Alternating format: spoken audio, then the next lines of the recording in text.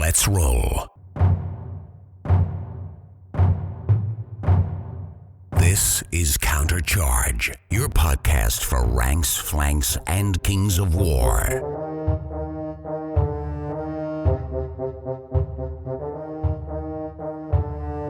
Join your hosts as they delve into the world of Panithor and bring you worldwide coverage of all things Kings of War. So we're joined by Ronnie. It's Friday night. It's not Friday night. Friday night. It's Wednesday night. We've been drinking too much rum. So where's your handler? Do I have a handler? I guess not. You let Rob Berman leave, so he's no longer here. And you can't trust Kyle, let's be honest. Przelinski. Kyle has gone from quite sober to spectacularly drunk in record time today.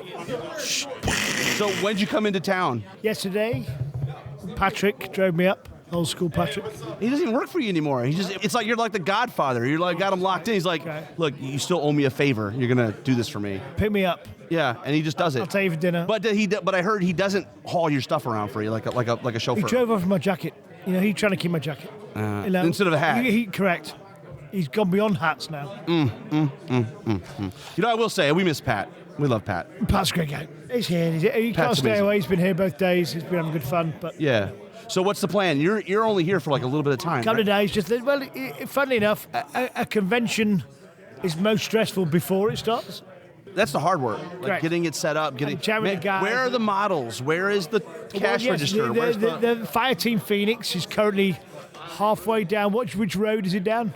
It'll probably be 9094 right now. So, and Blake's got to pack it tomorrow and get it all set up. Yeah, and you have that might these be a things tonight project, actually. Show specials. We've got these beautiful mastercrafted resin. Your marketing guy is mastercrafted your term. Yeah. So like I came up with that.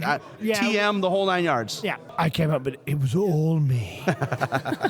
Forget about those emails. You never seen it. That fake news. 100%. I came up 100%. with it. You're only here for a little bit of time. What are you trying to accomplish while you are here? Tomorrow morning, the stand's going to open. We're going to have 3 things on it. I don't know. We're going to have Spartan game. We're going to have the new War Games expansion. And we're going to have the show specials. Right. We're going to have a number of people who are going to come by the show specials. Of course they are. If they're going to be gone. They're gone. If they're in, because our show specials is wonderful. War Games, I think people are going to turn up, they're going to buy that. But if there's a queue of people going, I want that Spartan game, give me a demo and show me that game, I think it's going to be a very big testament for how the rest of the year is going to go. Because I think the early guys have got into it. You guys, you played it, I enjoyed it, didn't enjoy it, but I like Ronnie's stuff, I'm buying it, I'm buying it. But I think we're breaking out of the guys that know who we are and what we do, and we want to talk to the next level of people and say, come and try this. And it's been a few years since we've had one of those breakouts. We've done Dreadball back in the day, we had Dead Zone back in the day.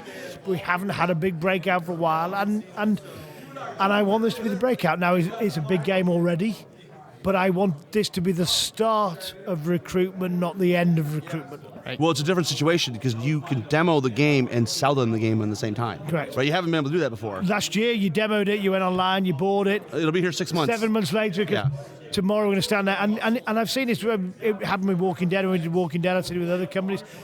At these shows, people that have been sat there quietly going, I quite fancy this, I'm thinking about it.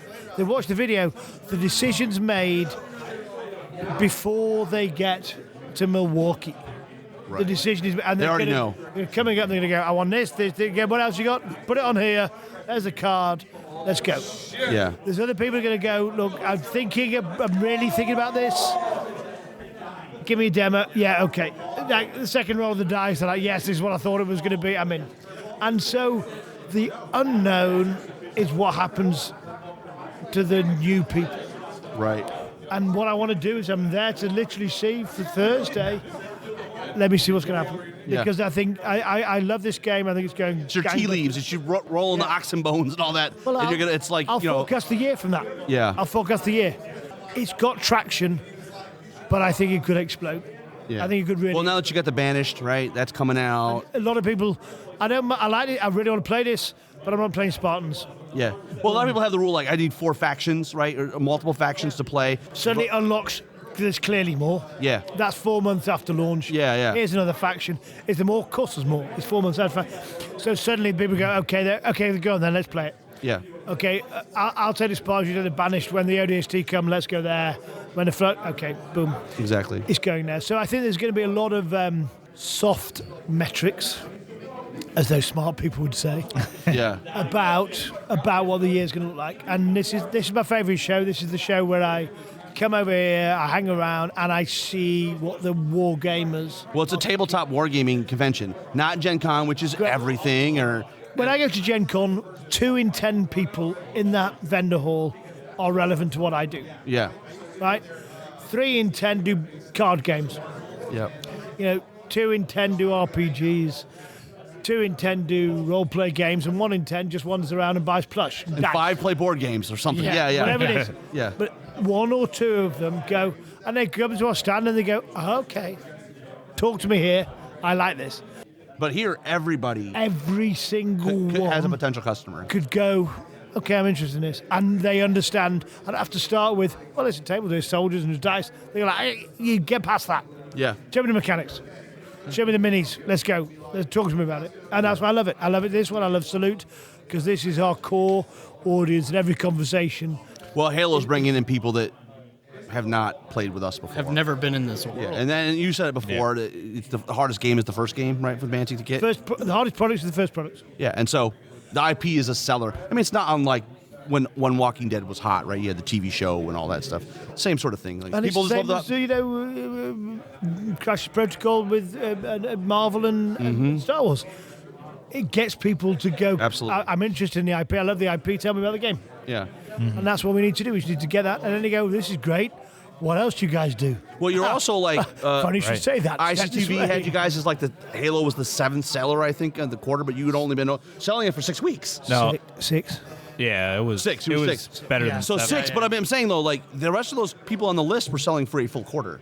Yeah. Right, your game didn't come out till November. Yeah. So Late you were November. selling. You're at 6th place, but you had a hand behind your back because it's not not apples to apples. And that's why I don't think we've got started yet. Yeah. If I look at that list, I'm thinking, okay, I'm not going to be that one.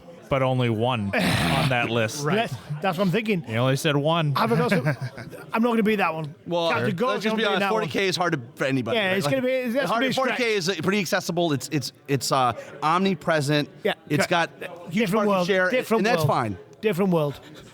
But let's talk about second. And then Second market share is pretty good. There's a lot of cheese to be made there. and that's the genuine thing. There's a possibility for this. Yeah, for With sure. the playability, with the accessibility, with the knownness of the IP and the pedigree the Mantic brings to it. Yeah, come on. Okay, let's go. And as long as we do our best wherever we are, it's a great. If we're on that chart, happy days. Yeah. Yeah. Let's talk about Champions coming out. You guys are gonna be demoing it this weekend. I'm excited. Yeah. But what's your plan for Champions? I mean, we've heard the pitch, but what's your But the- hope and dreams? Okay, I'll answer another way. What's the biggest problem to Kings of War? Well, entry, Model right? And we tried count. Vanguard, and Vanguard is a great way to get into Panther, but it's not mechanically anything like Kings of War. Correct. And then you got And- Ambush, which has list building, Right, which is so- a stumble block for some people. So Vanguard, we asked it to do too much. Be a recruit to Kings of War and be a sensational skirmish game. Yeah. Okay, that's quite a big ask.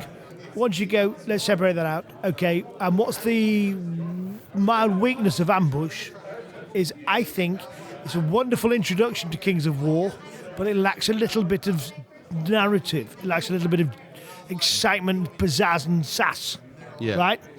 It's technically good, but emotionally lacks those wow moments. And so what we've done with Champions is said, let's get some really characterful people, start their journey in Panithor. Remember, Panithor's storyline moves on all the time. Mm-hmm. We had the, Halby's Rift, which caused this, which means that, which means they're arriving in November. So, sorry. So there's a leak right there. Things move on. But sometimes you need to start new stories. And we said, let's start some new stories and let's make a fun game that both acts as a genuine recruiter for Kings of War, but is fun and in and of its own right. Right. And that's what Champions does. And the heroes are slightly over powerful compared to what they are in Kings of War, because we don't want Kings of War to become Hero Hammer. Yeah. But in a small game where you've got 3 units, Sounds like a great way to test command orders, yeah. right? Sounds like a great way to do it. Also, I'm excited for the possibilities of, we have so many great characters already in the game of Kings of War that we don't have a whole lot of backstory on. And like you said, Ronnie, this is a great way to take some of those characters, build out a narrative, tell a new story, or just introduce some new ones and bring some flavor to these armies that we've correct. already... And we started with some new ones, some new skulls here, but now retrospectively we can go, look, there's the models that haven't been done. Let's get their backstory. Let's bring them in. And the joy is, every time we do a new Kings of War army over the next 4 or 5 years, there's going to be a champions. There we go. So every single time there's going to be an update to this game. You buy the box, you build the box, you play the box. There's no army building about it. There's no points about it. It's just like play it, build it. So, hey, I've been playing Northern Alliance for 5 years. I love them, but I fancied a bit of Abyss. I tell you, I'm going to play the Champions version of it. Yes, I'm really enjoying the way they play. I'm halfway. Okay, let's go again. So it's going to give people just a joyous way of having a dabble. And sometimes a dabble's enough. And sometimes a dabble's the start to the next army. But it's enjoyable in and of itself. And it's got character as a rank and flank, heroes-orientated game. Yeah. Well, and I think it has the handrails that you need for an entry-level game. Because ambush is fine, but what units do I take? And do I take a regiment? Do I take a troop? And you just get rid of all that. It's like, and stores like it, I assume, because buy the box. Well, I think a lot of the ambush boxes go to existing Kings of War players. Correct. They're just filling out their ranks. And I've got that army. I just want to top up. The Abyssal army came out. Come on, give me some of those. Give me those Ligari and those Berserkers. Boom. Right. Yeah. And Northern Alliance, same. Give me the flying guys. Give me and I think there was that. But there is, we're seeing this ambush tournaments this weekend. There's 4 players for ambush.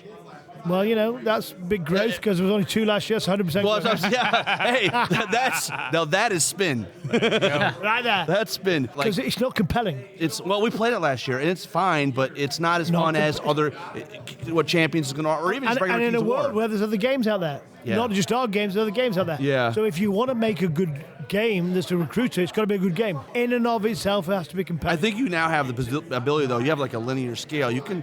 All right, somebody wants to get into Panther, but maybe they're not in the ranks and flanks. Cool, you can play Vanguard, and then you can move the champions and learn ranks and flanks. And if you're not ready for full Kings of War, you can go into ambush, then you're going to or you just stay with champions, or whatever. And that's the choice. You pick one game and you stay with it. Champions has to be a good game in and of itself.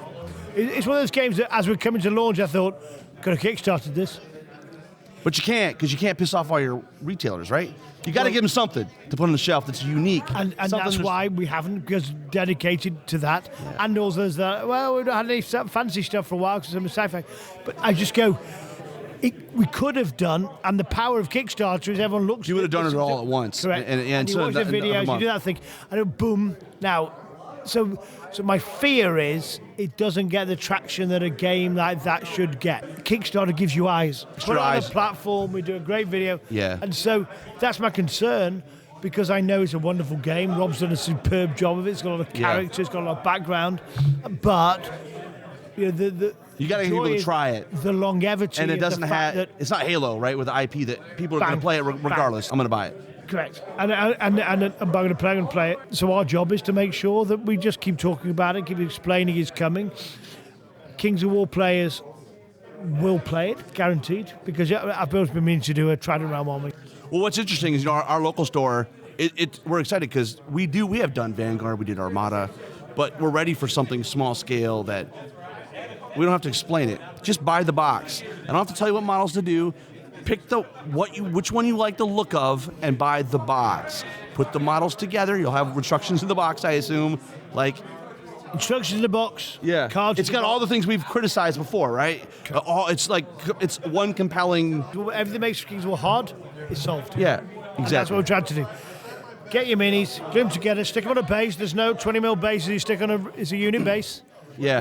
I also like the fact you guys moved the individuals to a bigger base. Very smart way to test ideas. I mean, best thing about Kings and these games is the multi-basing. So For sure. So why wouldn't an give us some individual more base. have the space to carry And like? I fallen for it. I've done Northern Alliance, and I'm like, I want to get an ice base, like they're on an ice lake, and it's going to be a little hobby project. Yeah. Without the 15 units, Yeah. I can just do it, and I think I can fit this in.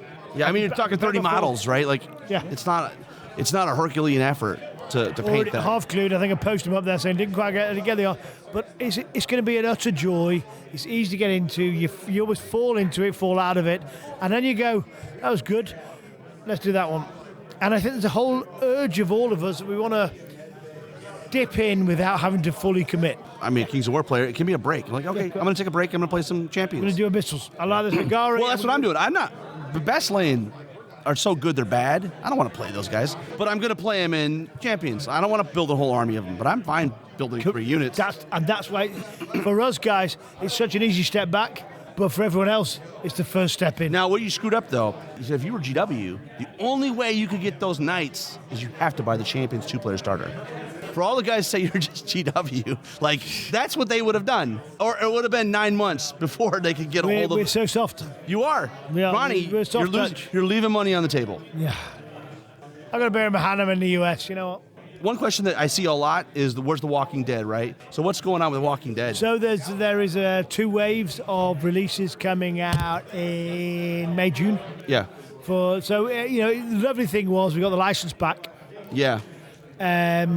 We reprinted for the first time in many cases the plastics, put them in simple waves. At this point, this is not a retail product. This is if you want to get into it, you want to get into it. Well, or people that have started and I missed these 3 models or whatever. Then they get singles. So we have singles up. So we say it's singles and it's all of wave 2, all of wave 3, all of wave 4. If you want it, that's where you get it. Yeah. So, and if you miss bits, pick them out. So, relaunched last year. It came back out. It's now back out there. We've got the collector's edition available for people, so they get a good number of fin minis. We are doing Hilltop, and we are doing the rest of the Saviors.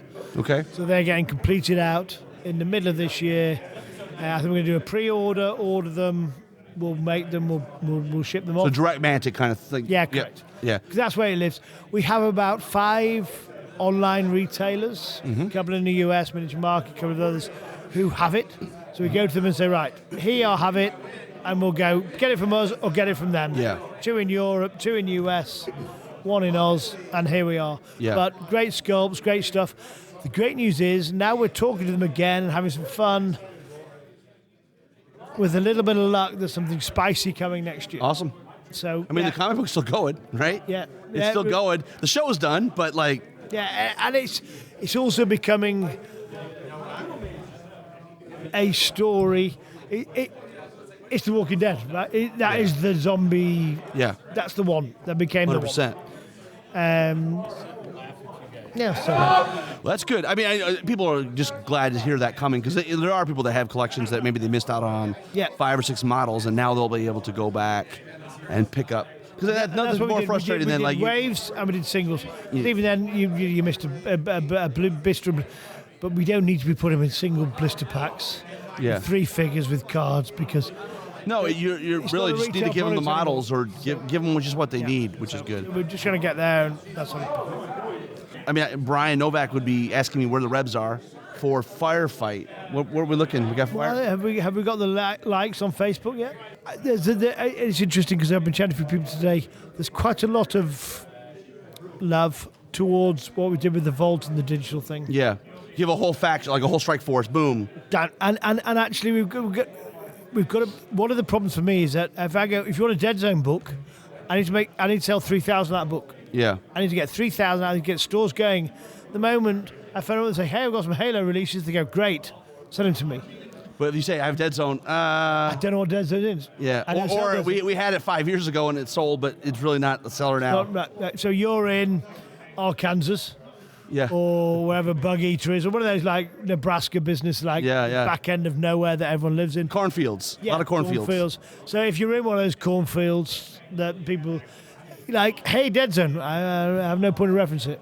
Exactly. So what we need to do is find a way of just unlocking this stuff and keep watching the space. But we've got some exciting plans for it. They're not quite plans yet. Thoughts and musings of Ronnie.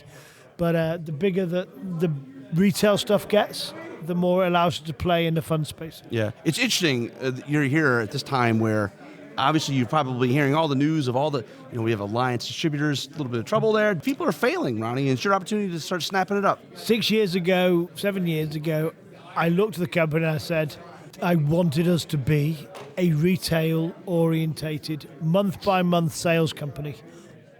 And we'd got a little bit addicted to the crack of cocaine that is Kickstarter. It's easy to do. But the problem is, I think a lot of these companies that are like the Mythics, the Cool Mini, they're struggling. I mean, Cool Mini has got 10 unproduced Kickstarters. 17. Yeah, so I'm like, it's their problem is not going to go away. I'm not talking about them, but all I'm going to tell you is we are categorically, even last year we had the Worms Kickstarter. Well, yeah, you have one-offs that you Kickstarter. Right. They might go to retail down the road. 25% of our turnover. Yeah, a board game is a different market than we don't live in that place. We dabble, but we don't live in it. But it's a good way to. We come in hard. It's like putting a business card in the door. Like, hey, this is Mantic Games. Worms is a war game disguised as a board game.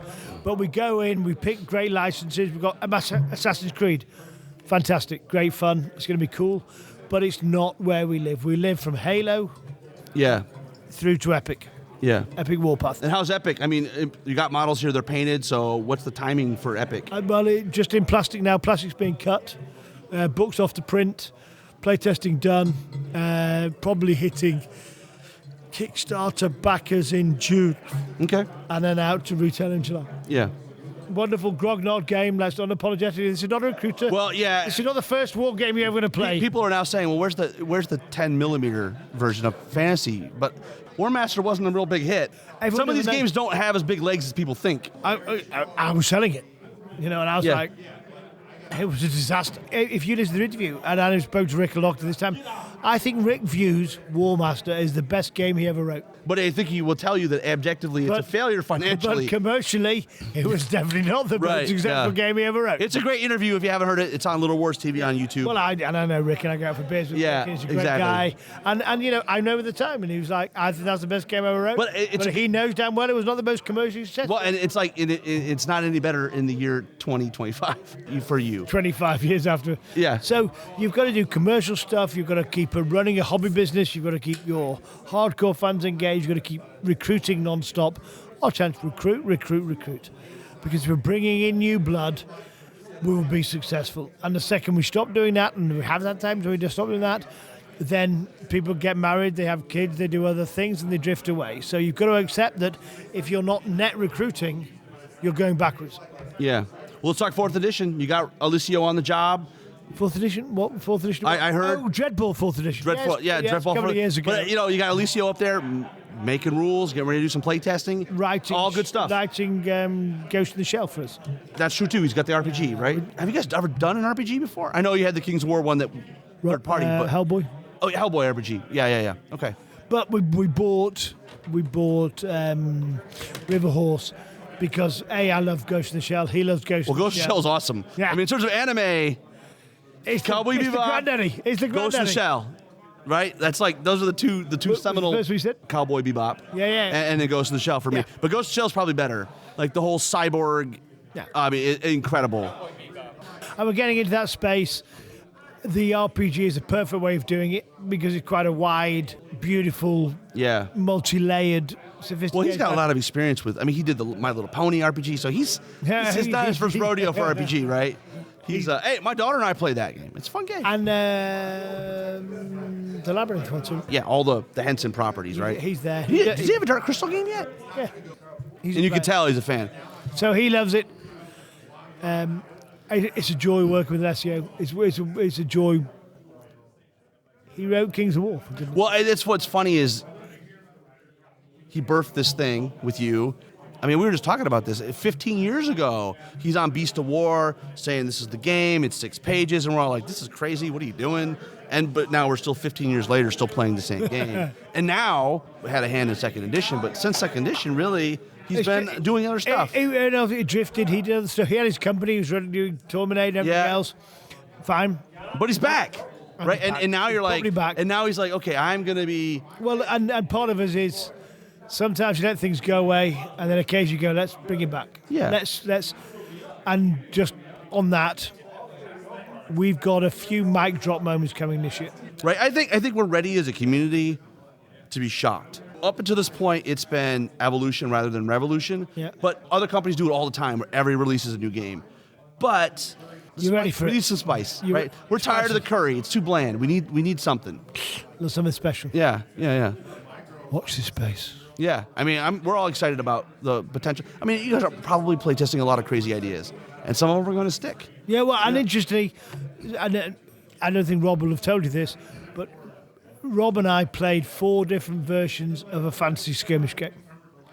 We played a Dead Zone version of fantasy. We hear that too. When's Fantasy Dead Zone coming out? Well, and we played it, and it didn't quite work. Yeah. Like we played it, and I was like, I'm not sure that's not. And you know, these things people don't see the things that don't come. Well, to you market. were looking for something to get you into ranks and flanks. You can't really. Well, I was also looking for something that's fun, like got it. genuinely, wow, this is great. And like I say, we asked Vanguard to carry too many bags on Tokens. it. So yeah, so this was the one where we said, listen, let's make it great as itself, and afterwards we'll go, and this is how it fits in the ecosphere. Yeah. And that's where the Dead Zone Fantasy didn't quite work, and the Champions did. Yeah. It just felt like this is a great, fun game in and of itself. It's not carrying anything else, not actually introducing people to Kings of War. That's a benefit that might happen, but it's not the reason Yeah. for doing it. And every time we do this new army, here's a new hero, or here's that hero we always should have sculpted. Here they are now, here's their backstory, here's who they are, here's the Champions game. Well, so I can guarantee you now, for the next 4 years, you're getting 12 championships. Right. And there's 9 slated right now, I think, right? Is that right? So that'll be take you to 16. Oh, so even more than that. Got There's it. 9 this year. Yeah, and then there's more next year. And then every time we do a new plastic Right. army, Got it. new plastic set, So obviously, okay, there you go. You heard it here. So that's that, 15, there you go. Yeah. Well, the other thing that's interesting about Champions, looking at the cards in the rule book, so you released Command Dice to mixed review, obviously, right? 100%. The really hardcore players that are very determined, they want to play chess, Yeah. right, with models. They're not a fan of random, but you guys have kind of pivoted a little bit in that you still have commands, but they're more like firefight. Maybe the resource to generate the commands is not a die. You just get it. Like here, it's almost like War Machine where you have feats. Yeah. Here, boom, boom, boom. So it'll be interesting. You got a lot of things in the Champions game that I think will tell you what's going to work for Kings of War proper. Yeah, correct. And a proper test, a proper discussion point. Command dice didn't quite work, and there's some balancing issues. There's some, where do you want your randomness? So with those command dice, it was genuinely, it was those, go and play with it. And when a game's 5 years old, you sometimes need to play with it, and you need to go, let's just test. Where's it getting old? Where's it getting creaky? And actually, what is the core bit? And where do you want your spice? In my mind, I just say fun, right? Like sometimes you just need to have fun. I think there's a little bit in Kings of War where some parts of the fun, it's not that bit. And actually, the Command Dice, I don't think did it, I'll be honest with you. I don't think it added fun. I don't think it was perfectly balanced. It's always hard to retrospectively add something. But if it had been fantastically fun, we could have made it more balanced in a future edition. Yeah. Because you could bake it in right with the stats right from the get. Well, I think the other thing. But I don't think it added a better dynamic to the game. Well, ultimately, you want to attract additional players. Yep. And one way to do it is to add the spice. I like Command Dice. I think they're great. They're a lot of fun. But I can see the argument that you're actually helping the really hardcore player because now you have another tool set to master. Correct. You know, it's a tricky thing. And it's very hard to do. You know, in Dead Zone, it was baked in from day one. Yeah. Command Dice, Firefight's the same thing. baked in. Yeah. And so when you bake stuff in early on, it's in the DNA, it's through everything. So it's already balanced. Yeah. Well, it's exciting because, I mean, you got Champions coming out. No wavering. thinking. The no Open the wavering is box, going to be build a interesting. hobby. Yeah. No Build- wavering. Yeah. Test it. And so there's a whole lot of fun, but it doesn't mean anything about Kings of War. Yeah. Yes, it's fun, and we'll watch it. Of course we will, and we'll factor it in. But they're separate games. But it doesn't. If it's in there, it doesn't mean it's in the next Absolutely. edition. It might be. Well, But it doesn't mean it is. it might give you an idea of how you, because It they are absolutely really, will give us an idea. Yeah, they are unique games, so you can't really just port. Work's going to be required. But to what we've port it done over. is, I think Champions is a good game. Yeah. It's good fun. It's a good game. It's got character. The hero is slightly overpowered. So is it better than Overdrive, Rob's other game? Yeah, way better. Okay. He was always wrong with that. Yeah. What do you know? Well, sci-fi, fantasy's always been my cup of tea. So. Correct. Yeah. Cup of tea. So, do you have any predictions for fourth? I mean, is fourth edition just going to come out when it's ready? It's I in the think oven, Kings right? of War is getting ready for the next edition. Yeah. I think it's ready. You know when it's ready. I remember the third edition was ready when I went to it wasn't Lone Wolf. It was down in San Antonio. I forget when it Was was. the U.S. Masters? Yeah, And and Brad, there was it a- Brad McKay? was Was his- playing a Twilightkin army? Not Twilightkin. Yeah, Twilightkin. And he had all the chariots. Three. And he just shot everybody off the table for 6 games. three five games. dragons, 5 chariots, and I was like, that's not Kings of War. No. That's not what we're here for. Yeah. And actually, third edition was a beautiful, well balanced, lovely, lovely, lovely moment. Just was about to start the best tournament season of the year. Yeah. We got locked down. Yep. But that was 5 years ago. It's a long time. It's a long Yeah. time, and it's carried its miles, and it's done its job, and it's time to move on. So, I think is it going to come? Yes, of course it is. Yeah. It feels like it needs a real refresh. I think we need clean eyes. We need to come at it absolutely from first principles. When Yeah. you do a proper new edition, just go clean, look at it, and then go right. Let's make it wonderful. Let's make it a joy. Well, I think think we haven't ready for ultimately it. you try to make everybody happy. You make nobody happy either, right? Like, Correct. you got to make a fun game and you got to make a And- game your partners can sell. And Right. you've got to know more than that. You've got to make a game people want to play. There you go. Right. And Yeah. if we make a game people want to play, Then those other two things get taken care of. People will buy it, and people will have everything fun. follows. Yeah, and, exactly. And there's a big, massive, beautiful, wonderful community. They're here this weekend. They go to Lone Wolf. They go to Bug Eater.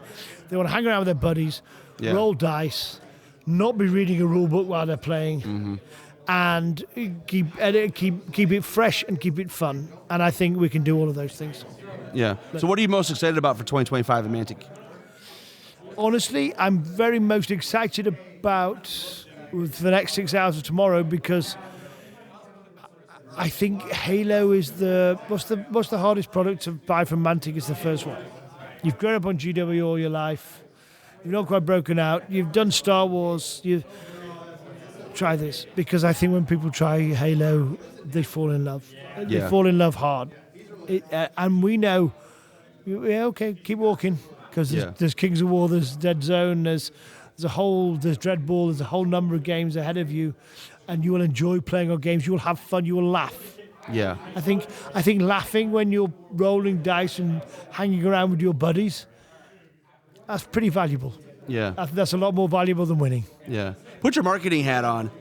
Obviously, there's a lot of talk about just stuffing Kings of War. It's like, how hard is it to get your message out? Because ultimately, people come with all the baggage, right? They're like, well, you can't kill my army. You can't. Well, and the way I look at it is, number one is, I think there's a perception that it doesn't cost anything to keep an army. Like, every time you got to balance a game, there's a cost. It's like, in my business, if I have something on the shelf in the warehouse, I pay an inventory transaction cost. Like, it costs me money for it to sit there. Yeah. And the same thing with an army. And then also, at some point, if you want to bring out new stuff, you already have 28 armies. So, and interestingly, the fun way of dealing with this is to be fresh, clean. If you're malicious, I think people would be very upset. You could kill. If you've done something Yeah. overly commercial, Yeah. I think people sniff it out from a million miles away. I think if you just simply go, here's where we are, here's what we're trying to do, and here's why we're trying to do it, and I don't think you even notice. I played a game the other week, and someone said, that unit isn't it anymore. I was like, okay. I just repurposed it as something else. Well, that's the trick, right? You can, But I've got tons of others. as long as the units can be used for something else, then you're not disenfranchising somebody. And if you treat it with sensitivity and kindness, yeah, I think people are on this journey with us. yeah, If I purposely set out to piss everyone off that plays Kings of War, they'll find another game. The trouble is, listen, guys, this has to evolve. Yeah. And in the moment, we're all going to be pissed. Yeah. And a day later, I'll be like, this is fun again because my game is now slightly. Why do we play war games? Because I want to be mentally challenged. I don't play it because I want to be bored. I don't want to play your army every week. Yeah. It's my army, and it'd be exactly the same experience. I want you to challenge me, and you want me to challenge you. I think so. By us tweaking this and 100%. updating that, and nerfing that, nudging that back, the joy is like then re-examine your army and go again, make the decisions and play again. Well, I think there's also an argument that you could use the narrative to drive it, right? Oh. Right, like, I mean, because, a lot of times we think of it mechanically, like, oh, well, this army is very much like that army or that faction. It's like, well, like what you did with the Brotherhood back when they got swallowed in the bit, like, that was beautiful. And by the way, Brotherhood games, when we do Vanguard again, I want the Brotherhood to be like broken mercenaries that are out for hire. Yeah, that'd be cool. Right? Because their castle's gone. He's a proud guy. Advancing the story. And here's and that what a like. Can you just imagine they're living on slightly lost glories? They're paupers are asking for the scraps from Basilea or whatever the Green Lady will give them. And bang! Now that's a team. Yeah. Right. Let's bring a Vanguard thing. Let's find the Varangur that are finding this mission, and they're going to go look at that. Let's sculpt those. Yeah. And actually, always the narrative. Always the joy is the narrative. Yeah. And let's keep changing it. Let's keep evolving it. At the end of the day, the players are in charge of the Panithor story. And just watch later in this year, because I think we're going to blow everybody's minds with this. Because we're going to say, I've said that the storyline, Halby's Rift did this. There's a whole load of clues in all those books about what's going to happen. In November, it's going to happen. How fun is that, though, when you've set the seeds and no one's talking about it? Yeah. No one. It's there, though. You can read it. It's all there. You just have to read the by the way, because it happened, we wrote it. Correct. Right. Halby's Rift, the outcome of Halby's Rift, the repercussions of it happens in November this year. Fantastic. It's going to happen. Dwarf player. Free dwarves or Imperial dwarves? Which faction are you? Ooh, and if you could only keep one, are you going to go into Golik's camp? Or are you going to be like those? I mean, you know who Golik is, right? For sure. I won't spoil it, but I'll let you spoil it. Yeah, he's probably not. He's not a nice guy, is he? He's not a nice guy. He's not a nice guy. He might be working for the wrong side. Yeah, right. So, which is the joy. Now, the only thing I'm pissed off is that Golik doesn't have. I always wanted the sign to be that you're bad, that you had the curly beard. Really?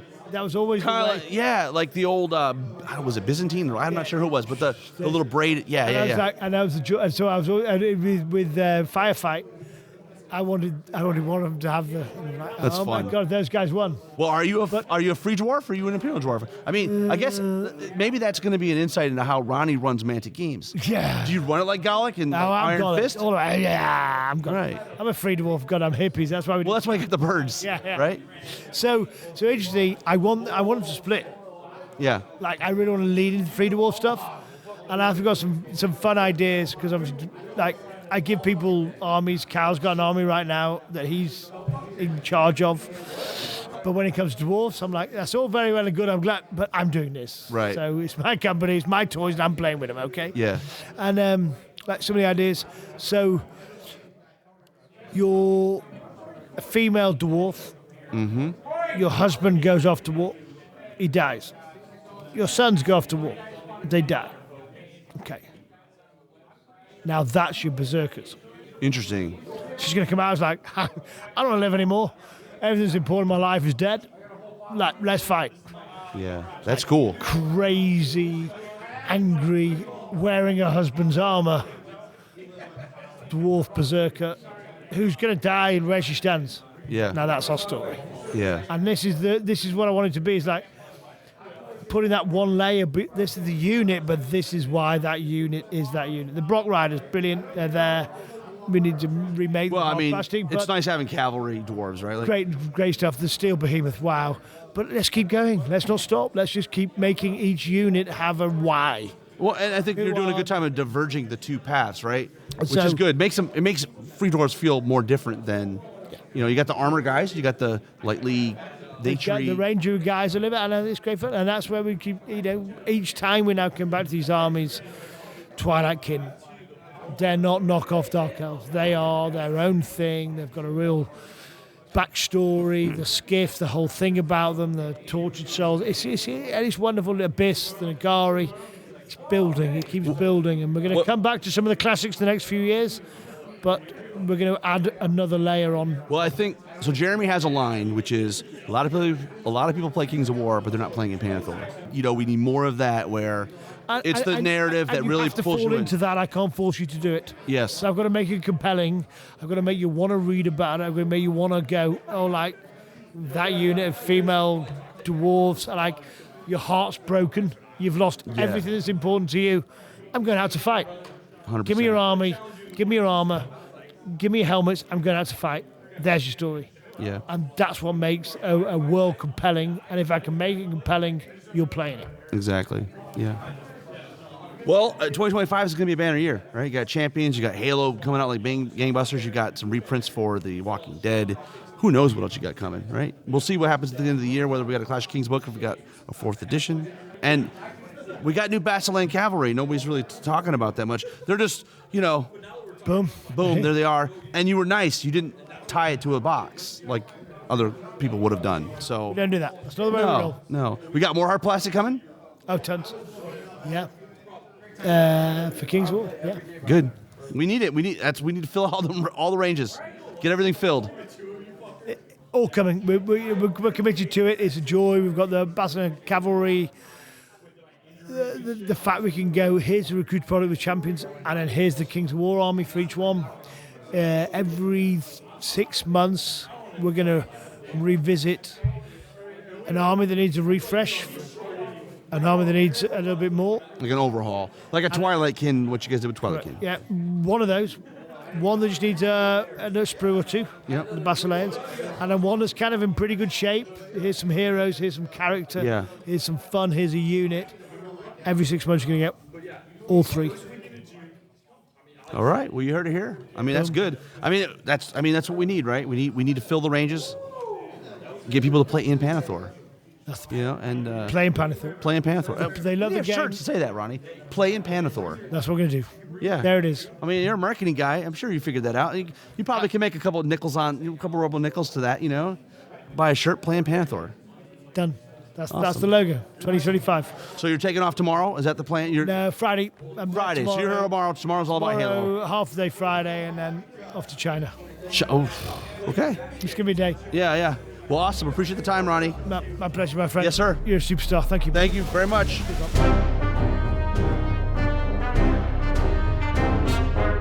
All right, we are here with Mr. Kyle Pretzelinski. We're not going to call you Kyle P anymore, I think. There's so many Kyle P's. I mean, we got to go with Pretzelinski, right? I mean, Pretzel Twinkie. Yeah, okay. That's, So it's Pittsburgh endearing. Penguins, what's going on with that team this year? Man, it's not great. We've amassed quite a bit of draft picks. I think we have more than anyone else over the next 3 years. So maybe next year you might be able to do something. Yeah, I mean, what I'm paying attention to this year is Crosby is currently tied for 18 consecutive seasons at a point per game with Wayne Gretzky. And in the remaining games left, he needs 3 points to make it for this year to beat his record of 19 consecutive. So he should be able to do that. Yeah. And we're waiting to see if Ovechkin, Capitals. Ovechkin, yeah. Yeah, if he's going to beat the right, because he could. And I love that. I love that that's going on. And it's amazing. I mean, I know he's played a long time. The thing that's amazing to me is that Ovechkin is, and Ovechkin fans might tear me up for this, but he's kind of a one-trick pony. Yeah, he shoots hard. He shoots hard, but he gets to the top of the circle and he just lets it. It's almost like Draisaitl. You still can't stop it. That makes it better, though. It's like Mike Tyson. When you know the fist is coming, he just still knocks you out. Hockey season's almost over, though. Pittsburgh sports in general have been on a downward decline after having a lot of really nice seasons, so you can't complain. No, you can't. But let's talk about someone that is having a great little uptick here, and that's Mantic Games, right? Oh, yeah. At Adepticon. Banner, man. Halo is like, everybody's talking about Halo. It's genuinely a mover and shaker in the industry in a way that we haven't had before. You've got this great potential just with the IP to get attention. And what we didn't have in the past was we have great games, but if people don't pay attention to them, how do they know about it? You're relying on word of mouth and friends and people that try to push you into the game space, and Halo takes care of it. just to get their interest. And then once they see it, they're like, oh my God, this is good. I mean, fun. you've had games in the past that have had great IPs. You know, I mean, probably the best of the bunch was, Walking Dead, right? That is a very vibrant. But even that, like, the show goes off the air, and but like Halo has been around for so long. I mean, I played the original Halo 20 years ago, 25. I don't even know. It's been a long time. It's a long time, yeah. And so there are some fanatical people, and I got to imagine that some of these people were not Mantic fans before. No. They just Halo. Okay, I'm in. That's why things like Champions are here. Because everyone, I keep hearing from King's War players especially, like, who is this for? You weren't making this for King's War players. And it's like, not really, no. You're making it for the people that want to try ranks and flanks that are not already here. Correct. It's like you don't cater to the faithful. They're already here. Right. You gotta get the unwatched masses. Champions is that perfect product that, if they say we really like what Mantic Games are, and what else do they do? Here's a fantasy one. Did Rob Berman redeem himself after Overdrive? Is that what you're saying?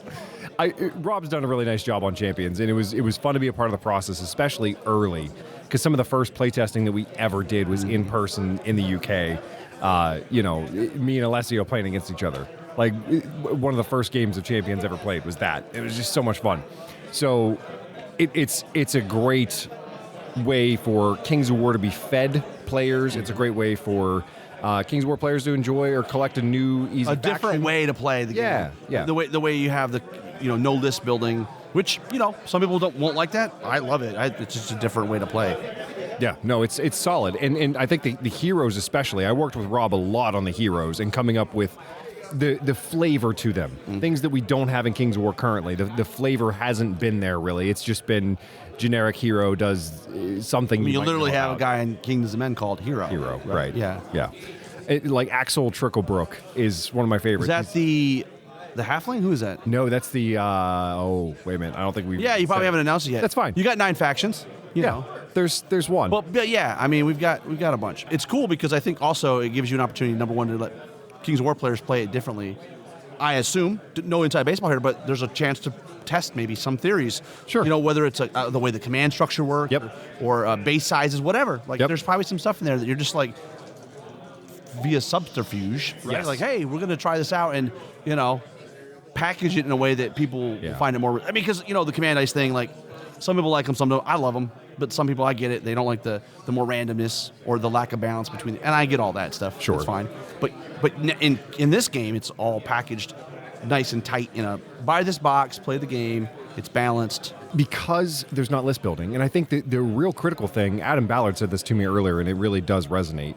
Why command dice work so well in Firefight is that there's not a whole bunch of like magical artifacts that you also. Well, for me, it's a redundancy thing. Like, you already can do things with other things. Like, I don't need 5 ways to give me Pathfinder, right? So yeah.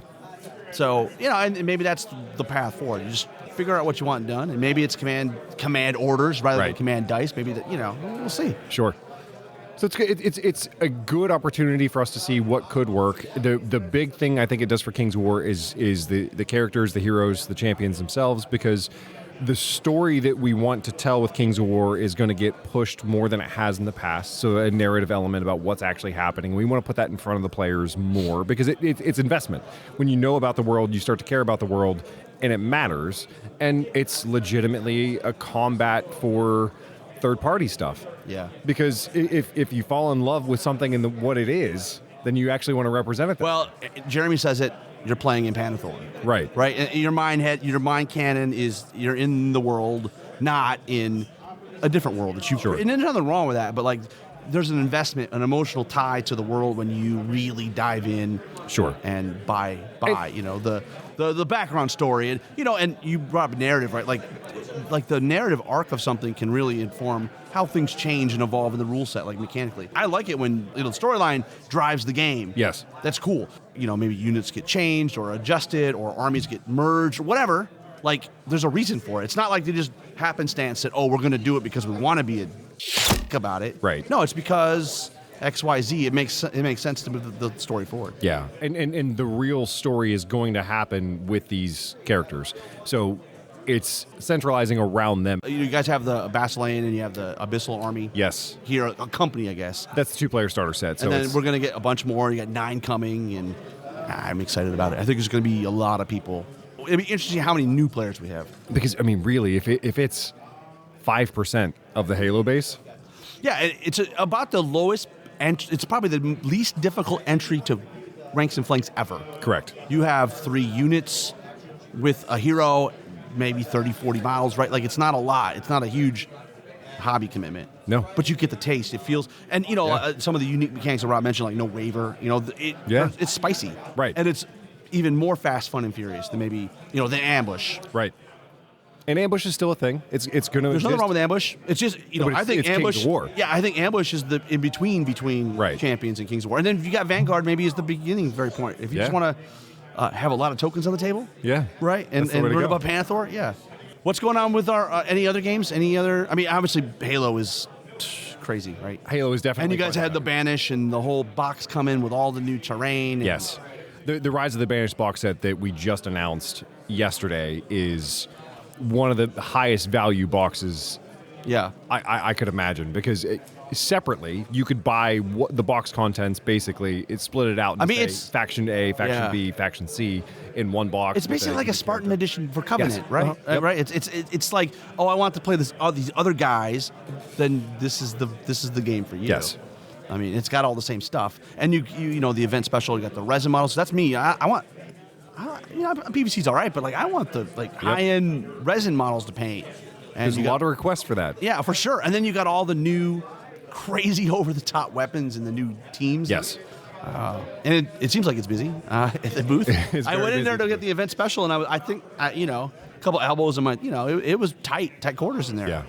We saw it at PAX a little bit, because PAX Unplugged was a show that we did in the past, but it wasn't our kind of show. And I mean, it's more board games in general, right? Less tabletop. Yeah.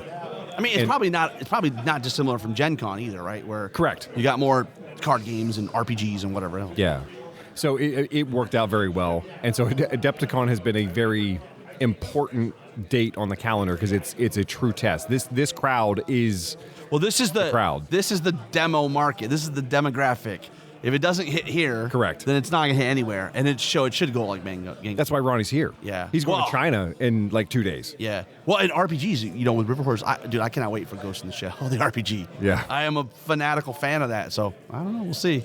It's you guys got a lot of stuff. Assassin's Creed, the board game. Now you guys are going to Kickstarter, right, for that?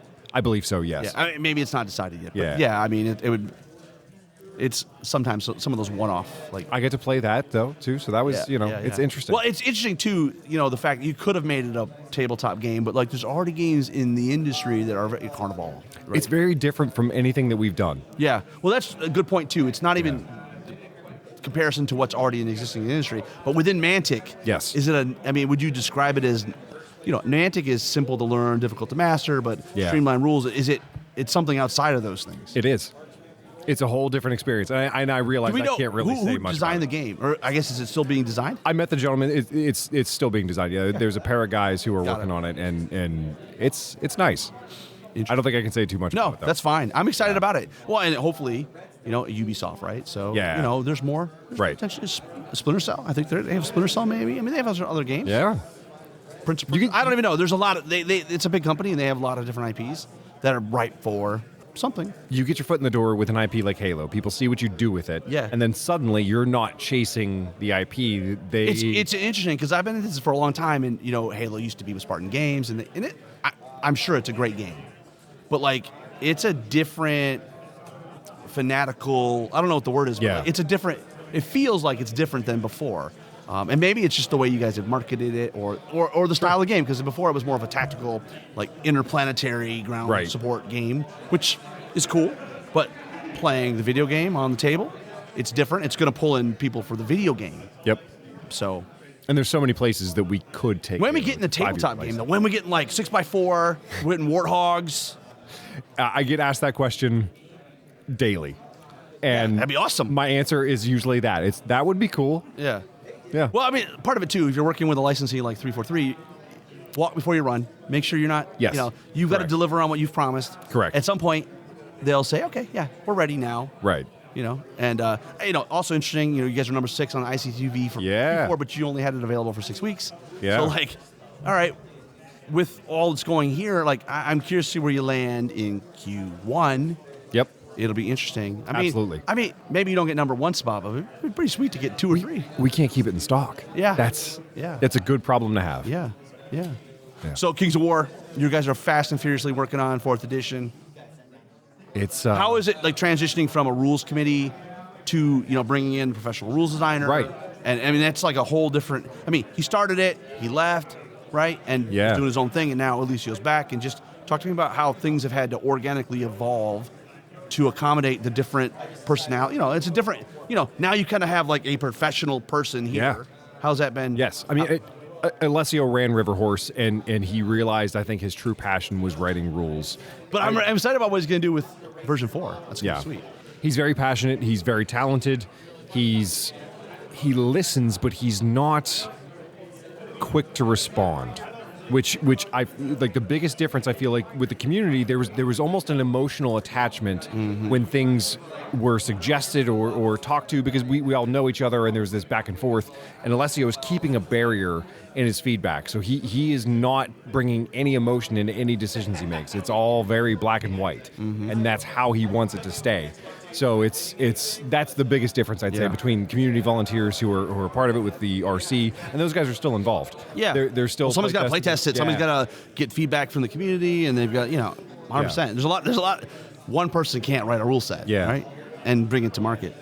And he listens to him, and it's good to see, because he has been away from it for a while. So he's got. That's fresh eyes, though. It's fresh eyes, because sometimes you're in it, and you're like, maybe you start twisting knobs. It's like, well, take a step back. You need to be data driven, right? At the end of the day, he's also testing it with people who have never played Kings of War. Well, you should, right?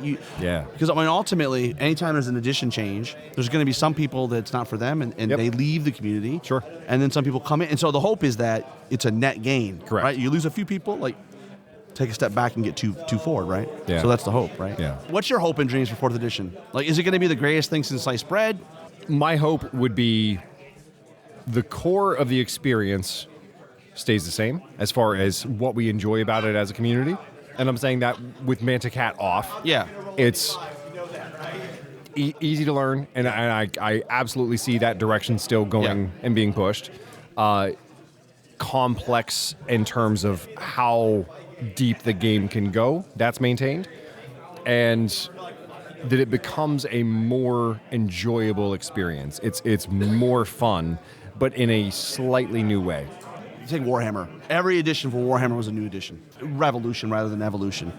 We're maybe at a point where maybe 4th edition does need to take some leaps of faith. Sure. Because we've been like incrementally changing things. But Wargamers don't want to change anything. No, well, okay, and that's a great segue into, whenever somebody comes up with an idea, hey, what do you think about these armies? Like, they lose their mind, and I get it. Nobody wants to feel like their investment is wasted. How difficult is that to get the message out that, okay, number one, it's not free to keep armies forever. Like, you're paying to play test them. It's not free, right? Like, I mean, not free it can be an economic thing, but just time. Right? Yeah. And I just think that, like, you also probably have other armies you'd like to bring out at some point. Sure. Right? I mean, you're a company, right? You probably have some ideas. I read the fluff. I'm not stupid. I can read, like, hey, that's pointing to something. Yes. And I'm like, oh, okay. If you had read the fluff, you know exactly what's coming. Right. But and I think that's cool, because I think what you're doing is you are driving it on the narrative. Yeah. And I think there's some I don't know what some of these things are gonna I don't know inside baseball, but wherever we're going, I want to be on that train because it sounds cool. But that does mean there's gonna have to be some changes. Yes. And you want to make that change as comfortable to people as possible, and not harsh and not cold. So any kind of restructuring that's happening, whether it's list building, whether it's army lists themselves, it has to be done tactfully, and it has to be done in a way that accomplishes your goals of wanting to progress and make the world what it is, or what you want it to be, and still keeping the players as happy as they could be. So all of those things are in mind. They're all being looked at. But at the same time, you can't please everybody. Correct. No matter what you do, some people are going to be happy about it. And it's just that's just life. You got to put your best foot forward. You just do what you need to do to make the best effort and the best product you can. And, sort of, it's like what you do with Halo. You just put it out there, and if you hope you did a good job, and people will buy off on it. The most successful armies in Kings of War are the ones that are uniquely Mantic. 100%. And that's why we want more of them. We want, seeing the ones that... Well, another thing, too, I think some people some people don't realize it is a for-profit company. Yeah. You have retail partners that you need to keep happy.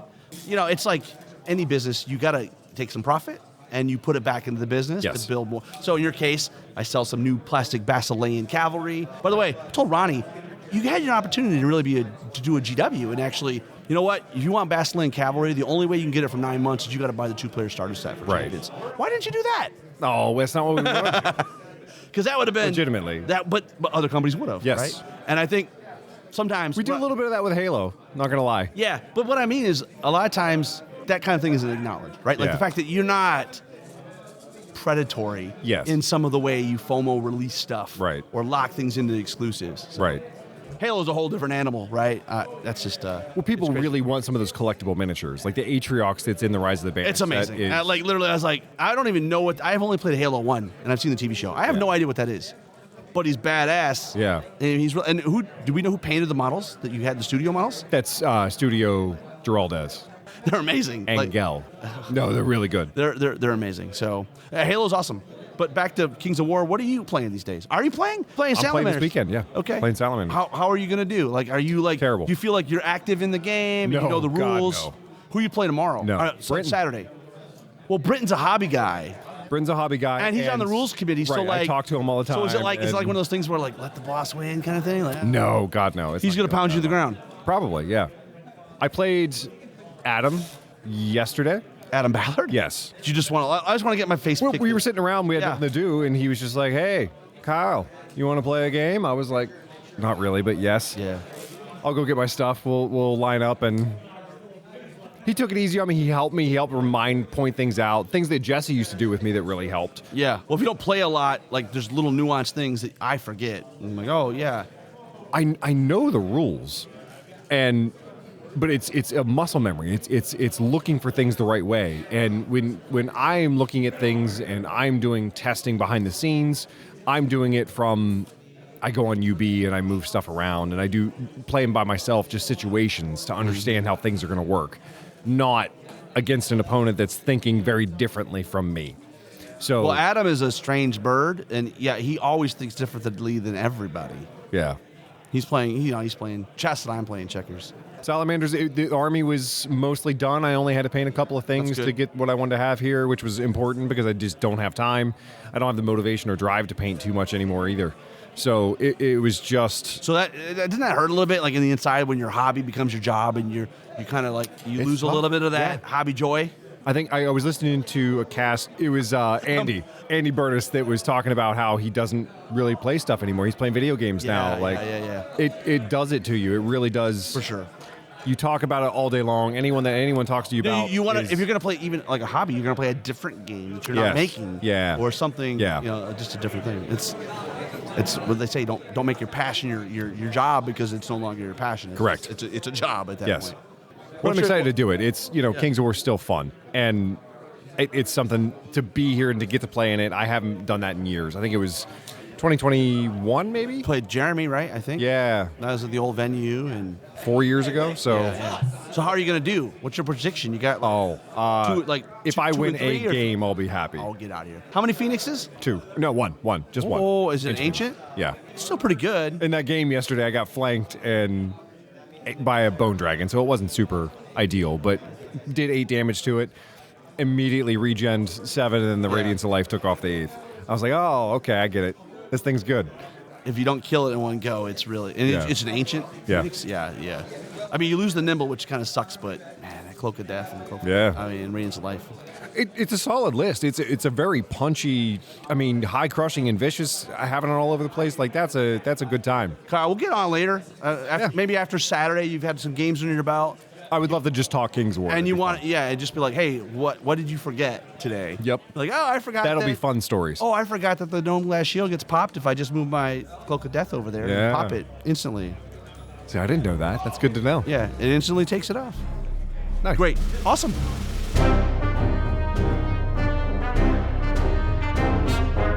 All right, we're recording, and it's Thursday night. It's only the second day of Adepticon. And we're with Blake Shrode. And what's your official title? Basically, I'm in charge of the booth. Yeah. For Mantic at the shows at this time. I did Origins. We did PAX Unplugged. We did Nova Open last year. Moving on now to Adepticon, we have Origins again, Gen Con. Are you got anything new planned? Like I know, like Pat in the past has done like maybe a comic book convention here in Chicago or Little Wars. Right now, we're trying to make sure we can get it right for all the good big shows. That we know we need to walk before you can run. Right, and obviously with Halo, it's totally different now. Yeah, it's a huge thing. It's getting a lot of attention, and we really have to know like what shows are the best ones to go to. How did you figure out what product to bring to the event? Well, if it says Halo, then bring that. Lots of it. The thing is, this weekend times with the release of Wave 2. So Wave 2 is shipping out to everybody right now. Stores are basically going to be able to put it out. So the timing couldn't be better to have our Wave 2 product debut. And everybody has been buying it like crazy. So it's a wonderful thing. The vendor room's only open today. Did you sell out of the event exclusive miniatures yet? Have not sold out of the event exclusive miniatures because we happen to have stock for 2 shows worth.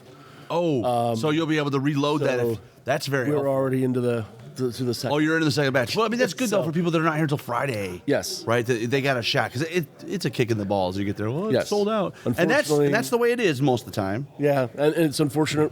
If you can't get here on the day, I wanted to make sure we could at least hopefully have stuff. I can't guarantee they'll be here on Sunday, but hopefully we can have enough to last a Saturday. That would be great if we can. Yeah, it's also already losing your voice, man. A lot of talking. A lot of talking. I mean, I'm the same way. I don't. I think you came by the booth a couple times. Yes, saw how steady we were. Yeah, we didn't have room to move the first couple hours. The guys were busy doing demos. We had Worms and Halo. Shout out to them. So was it Dev? I had Jack, Dev, and Andrew. Jack Johnson? Yep. Given Dev Slavin? Yep. And Andrew Wozniakowski. I think I pronounced that correctly. Yeah. And then Rachel was helping us out. Rick's daughter. Got it. So Rick is one of the Mantic employees for trade sales. Got it. I mean, we talked about it. It's been busy, but sales must be pretty good. Looked like you were doing a brisk business. And it looked like you were mostly doing the sci-fi stuff, right? It felt like. I don't know. Maybe I'm wrong. You would be, actually, surprisingly. I mean, the biggest thing is Halo. Yeah, Halo's. It's the king. We actually did quite a bit of stuff from the fantasy side as well. I think more than we were expecting for the first day, Halo being such a draw. Right. So I was very happy with that. But like I said, we had some Mantic direct product and things like that people haven't. And you had a lot of the Halo's Season 2 or Series 2. Right. That you could get to this faster than anybody. You know, it's the first time you can get a hold of it. Yeah. We had Wave 2, and we had a bunch of guys breaking down and buying the War Games expansion, even though they have it pre-ordered because... They want it now. Yeah. Was it Aaron? Was it Aaron from St. Louis? I'm sure he was like, I got to have it now. I can't wait. Not sure. He probably was. He probably would. But anyway, yeah, no, it's been going great. And, it's really kind of cool to sit there and see it where it's, a line is forming to get into the product, and then there's a line forming to pay for it. We had Ronnie on yesterday, and he said that, like, today, how it transpires, he's going to know how successful the year's going to be. Because this is the first time you have it for sale. Last year we were at Adepticon, and it was not for sale. Yeah. You do a demo now. You can buy the Spartan edition. You can buy the Recon edition. Yep. Right? It's going with a lot of things that they're hitting out of the park. I mean, yes, Halo's the biggest thing. We got to show off the new Brutes for the Wave 3 that went up on pre-order the on Covenant Wednesday night. Expansion. Yep. But anyway, we have the new Brutes. We have the banished models that are amazing paint jobs. The ones that we showed off, we actually have the models so everybody can see them. And you have them down in the booth now, right? And they're in the booth. Yeah. And half the people were coming in and had seen the video, haven't actually seen the models in person, and then they're just blown away. And they're really awesome size, huge models, even compared to Spartans. So yeah, it's drawing a lot of attention, pulling a lot of people in. We also have a lot of attention on Champions because it's on new. Saturday and Sunday we're going to be able to do demos. Saturday and Sunday, that's good. So people can actually see what. I guess you have to the limited space. It's not only that, but it's a new release. It hasn't been shown around very much. We wanted to make it something special. So Saturday and Sunday we'll do some demos. Do you have the right? Who's the right person doing it? Kyle and Rick are going to be doing a. So Saturday night. They're going to be recording a YouTube video between themselves. Okay. And then Kyle Pretzel. Yeah. Got it. And then we're going to be doing some demos of it as well for people. We're going to also be doing it at the Geek Nation tour. Awesome. dinner. So, What's his name? You guys' name? Terrace. Terrence, yeah. He's been on a lot of different podcasts like D6 Generation. I've heard. I've never done their tour, but it sounds pretty awesome. Yeah, it's going to be a great time. But Champions has got a lot of attention. We also have Epic Warpath in the booth display. One of the things about Wargamers. And it's Forge Fathers? Yeah, 10 millimeter scale. Yeah, right? but we want to see that scale, and that's why it was important to have them in the case so people can see them. And we have And what armies do you have in there? Plague and Forge Fathers? Plague and And what are the other two factions that coming out of the box? But I mean, there was 4 in the Kickstarter, right? Like 4 original ones, yeah. Yeah, that's that was pretty the four, great. four And the paint jobs, who did those paint jobs? Because that was amazing as well. I actually don't know who did the paint jobs, but they're incredible. They're I know that very they said the nice. brutes and stuff were all done by Angel Hernandez. Is that the guy? Yes. Amazing. But those Forge Father tanks at Hernandez, 10 millimeter scale were amazing. Yeah. Like they were Yeah. just like so They're- good. And they have a lot of detail. Yeah. The actual production models and the champions and even the show special models are made with our new material. It's called Mastercraft. resin. Did you come up with that trademark name? I did not, but it's an incredibly amazing material. It basically is Durable. resin, but it's like a hard plastic and feel. Like when you hold it, it's like holding a hard plastic model. Yeah. It is resin, but it's so it has the detail that just It's crisp like but it resin, can- but it's more durable like a hard plastic. right, and it's Yeah. got the hard, sharp edges. Yeah. That's cool. So- well, I like you guys have some prototypes that you painted up, and I'm sure the prototypes aren't as because those are 3D printed, right? So they're probably Yes, as for the champions that my son painted, those are prototypes. Those aren't the actual model. I'm surprised you let him paint. one- I thought you painted all the models. Nope, this is a Kyle thing. This was he was chosen to be the one to bring it forth and Okay. paint them up. I mean, Champions is going to be great. I think people are going to love it. I think so too. Yeah, the company. What faction are you doing? I don't know. I've seen how the Basilians play and the Abyssals. Yeah. That's the 2-player starter set coming out. That's what I ordered. I'm like, I want to play Basilean. I have no interest in playing Basilean Kings of War, so we'll play it in. My Champions. daughter, I think, is going to want me to do the Trident Realms. You'll know why when you see the model. I can't wait. That's one of the ones coming down the pipe, and I'm excited about that. Yeah, but anyway, so there's I believe 9 armies or companies. I should say companies. Companies. That they're going to put out. The great thing about it is there's not any list building. It's all just take it what it is, paint them up and play and get jumped in. So You're not playing anything this weekend, right? You're just too Nope, busy. my game is running the booth. Right Yeah, and then Kyle, your son, is going to be doing big game. He's filling in for you, basically, right? Yes. But, Yeah. well, Kyle it's sort of like he Poole, slid Kyle- over. He slid over to the Blake. He's played over to the Blake role, and then he's backfilled himself with Kyle Poole. Yes. So Kyle Poole has joined the big game. If anybody knows Kyle, Boisterous, Great guy to- energetic, yeah. passionate. great guy to run a big game. So when you have 20 feet or more of table full of miniatures and everybody's going crazy, Kyle's a great guy to have along. Keep everybody excited and 100%. enthused. My son Kyle wanted to make sure that Kyle was with him on it. So Kyle's been doing that this weekend. From what I understand, and everything's been going great. I haven't even had a chance to talk to them about it, but I saw. Well, I mean, we guys ran an sharing Armada tournament pictures. today with 12 players, Yeah. and we had a bunch of firefight Yep. today, and I guess there probably was some Halo today too over there. Yes, right? I mean, lots that's- and lots of lots Halo. of Halo, yeah. And it's just like and tomorrow we got the pairings event, and we have Dead Zone. And it's great because I'm up in the booth, and some of the guys who were playing in some of the events would come up and talk to us about how much fun they'd had. That's good. And of course, Do you meet Derek yet? The guy that was playing the firefight today? He's one of your Pathfinders. yeah, Derek, and he's coming to Michigan GT. He's already signed up. yes, Hardcore, man. can't wait. I can't wait. You try to tell me though that Dead Zone was better than Halo, so I was like, oh, I don't know, man. Apples and oranges. It's totally different games. Yeah. And I'm just making fun of them too, by the way. guys I agree who are- with them. They're great games. They're but both. guys that are huge fans of Dead Zone want some of the crunchiness that was, not involved in the base game of Halo, because Halo is a great game for introducing people who have no idea what miniatures are to miniatures. It's basically a 100%. way to get all those kids who play Halo into our world, Yeah. right? Then on top of that, now we brought out the War Games expansion, which is the Wave 2 release, and now we can start moving it towards, our wargaming experience and get those guys to join us. And that's, I mean, it's been doing an amazing job. We have guys who don't do minis at all. They do cosplay for Halo, who have did Love it. demos with them at Torg, and now we're in meetings because they're going to be here tomorrow. They're showing up in Spartan costumes. That's amazing. But I'm in a meeting talking to them about showing up, and they're sitting there painting models. Oh, that's hilarious. Now, what's Torg? What is that at? Torg was a Columbus show. Oh, the Columbus it's a pop culture video game. It's a video game. Now, how'd that end up on your radar? 'Cause it's not far from you guys. Well, first off, it's in Columbus, which isn't all that far from me. Yeah.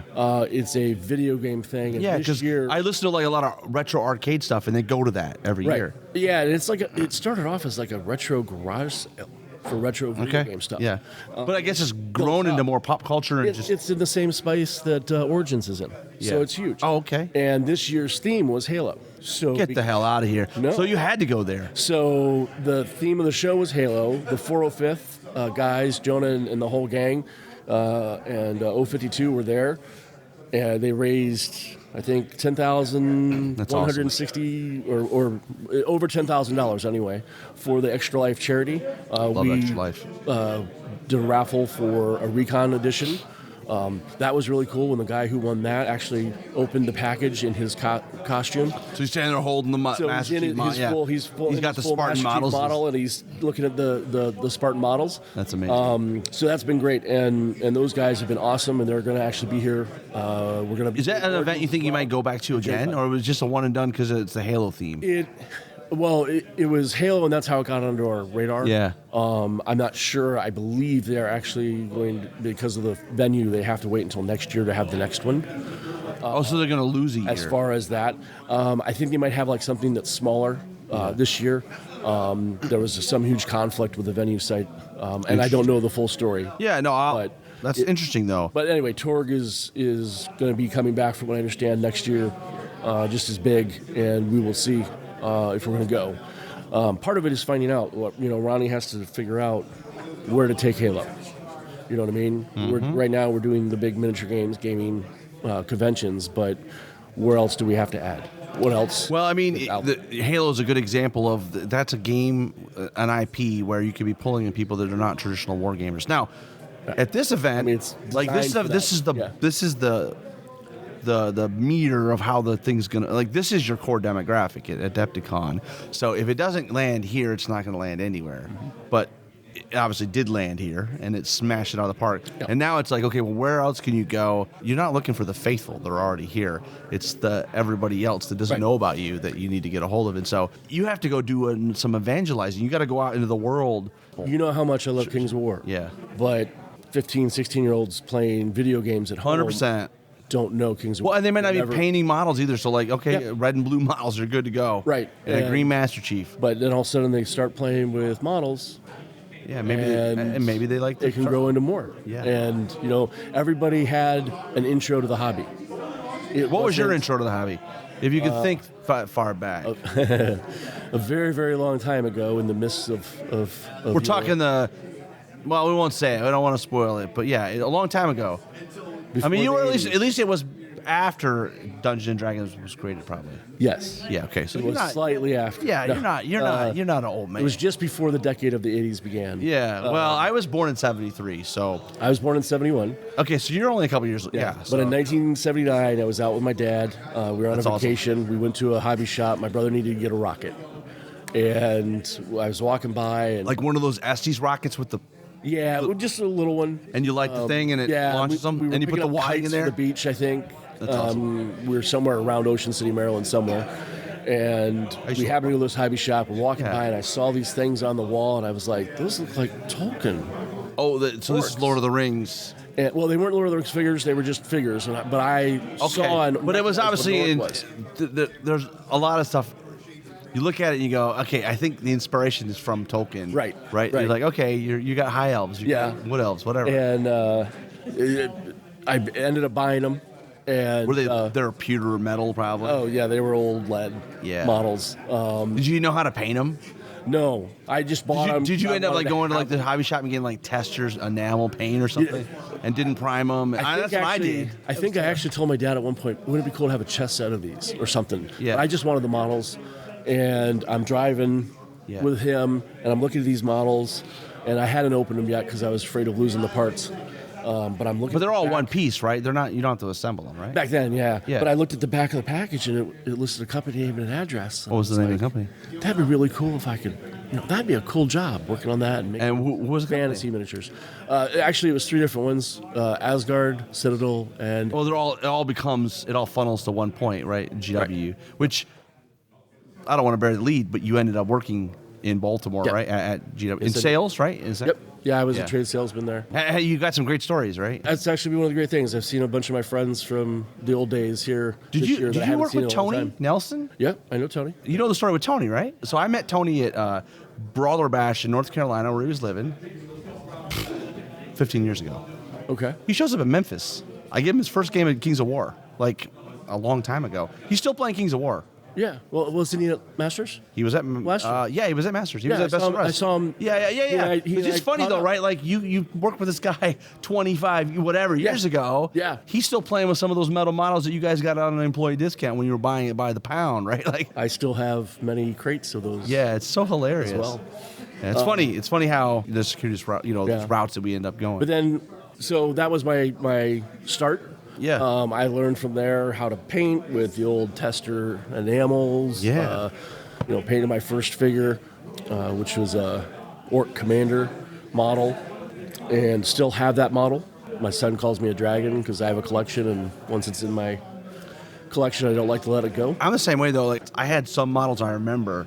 Like, I had a cousin who I don't know if he played D&D or not, but like somehow he had like this little long. It was almost like a West End Games style box. It was long and it was a cardboard box, and you open it up, there's foam, and there were some D&D models laying there, like a giant snake. And I must have painted one at some point, but I was young then, right? If it was the giant snake, you're probably talking about the old classic Grenadier set. Yeah, and it was like flat.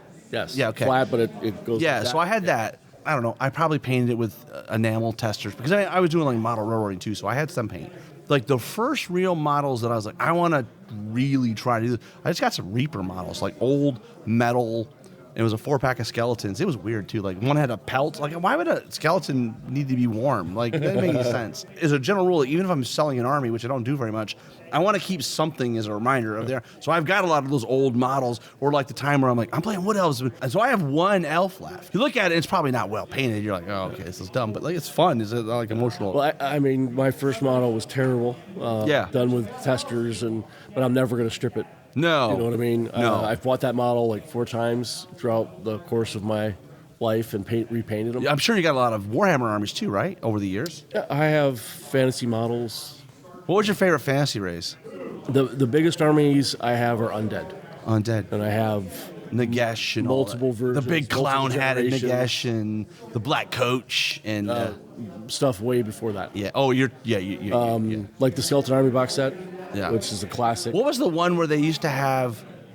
It might have been before GW. It might have still been like Asgard miniature or something. But like they had like a name, and they were like war engines, and would come in a box. I'll have to remember. Machineries of Destruction. That's it. Thank you. Yeah. No, like Skeleton Army's box sets. It was classic, 30 infantry, 8 cavalry, And and a they're plastic? chariot, all in a box. Were they plastic? Oh yeah, Yeah. that was one of the first plastic kits. Still one of the best, and I still have 8 of those Nice. that are untouched. Yeah. Yeah, it's funny. I somehow over the years I would buy lots of stuff, like lots, and I remember this guy's like, I have an Orcs and Goblins army, and I had already been painting like a Warhammer Orcs and Goblins army. I said, yeah, what do you? I want $500. Okay, fine.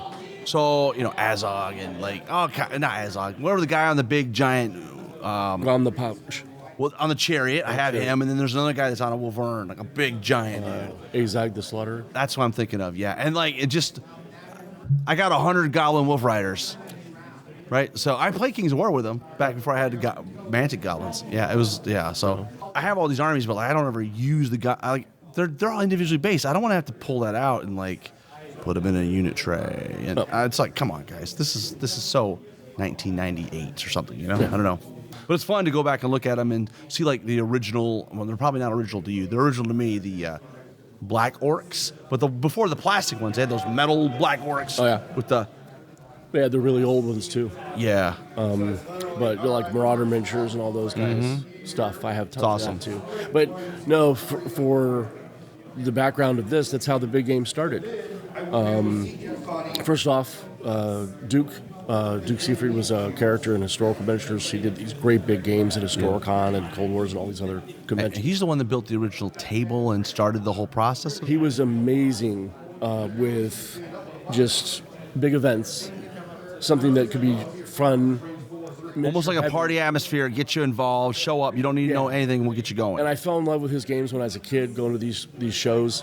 And This is like he in the ended up- 80s probably? He ended up doing miniatures and ended up at Heritage, which was some of the first models. Heritage, did they make Lord of the Ring models or something? They did, yes. Yeah, because I think like when I was a kid, like maybe I bought some of those. Yeah, it was when the movie came out. They had the license back when the movie came out. The cartoon? The cartoon. Yeah. movie. The Boschke film? Mm-hmm. Okay, all right. And for those who don't know, I mean, there actually has been other attempts to make movies before before Peter Jackson. Yeah. And what's interesting with the Boschke film, though, I like the Boschke film. He didn't finish it. Yes. Right, and then they had to have the guys that did The Hobbit come back and do a Return of the King because Yeah. they basically got into Helm's Deep, and then that was the end of the Boschke movie. Yeah. And I don't know 100% of that story. I just remember being frustrated it never got finished. Well, I was like, oh, this is awesome, I love it, and then it's like it just ends. Right. And there was supposed Boschke's to be a part 2, but it Yeah. didn't do well enough, or it didn't do, or something, or he lost Yeah. the license before he could create the Boschke's, I love. Well, it's 70s. artwork is great. Yeah. It's really. What's your favorite one of his? He did Wizards, I think, too, right? He did Wizards. And Wizards is so Fire and weird. Ice, I believe. Fire and Ice. And then what's the one with is Fire and Ice the one with the barbarian guy? Because they've come out with a bunch of action figures now for that. So The design work was Frank Frenzel. that's what I'm thinking of, right? Yeah. But yeah, I mean, it's So cool. It But he uses a feels lot of like rotoscoping and stuff where you take a picture of a movie of a real person and you use that outline to get the anatomy and yeah, the he motion. filmed like a bunch of guys running with swords, down a hill, and then record that, and then you layer it Over and then top. you So draw cool. on top of that. Actually, I enjoyed it. It was weird to some people, but I actually enjoyed that. When you're a kid, you're like, I mean, it's like you take Star Wars. All the people know now is the re-released Star Wars with all the new special effects. Yeah. Right? Yeah. I didn't have that back then. When I had a videotape and I'm sitting there pausing the movie, on live TV, like it's way different, like the special effects. But we didn't know we didn't know what was to come. 2-3 decades later. Yeah. That's one of the cool things about me. My entire journey for fantasy started with my dad. Yeah. He read books constantly, believed in reading really strongly. That's cool. And got me involved. And by you reading The grew up Hobbit in to Midland, me. is that right, or is it somewhere else? No, I pretty much. And that's moved Midland, around. Michigan, but that's where you live now. Yeah, I moved around a lot. Yeah. I Were was you an born Army in brat, or Illinois, what? was in Atlanta 6 months later. Just your dad had different Maryland. jobs and you're just moving? Yeah, my dad basically went from company to company and got things in order for him.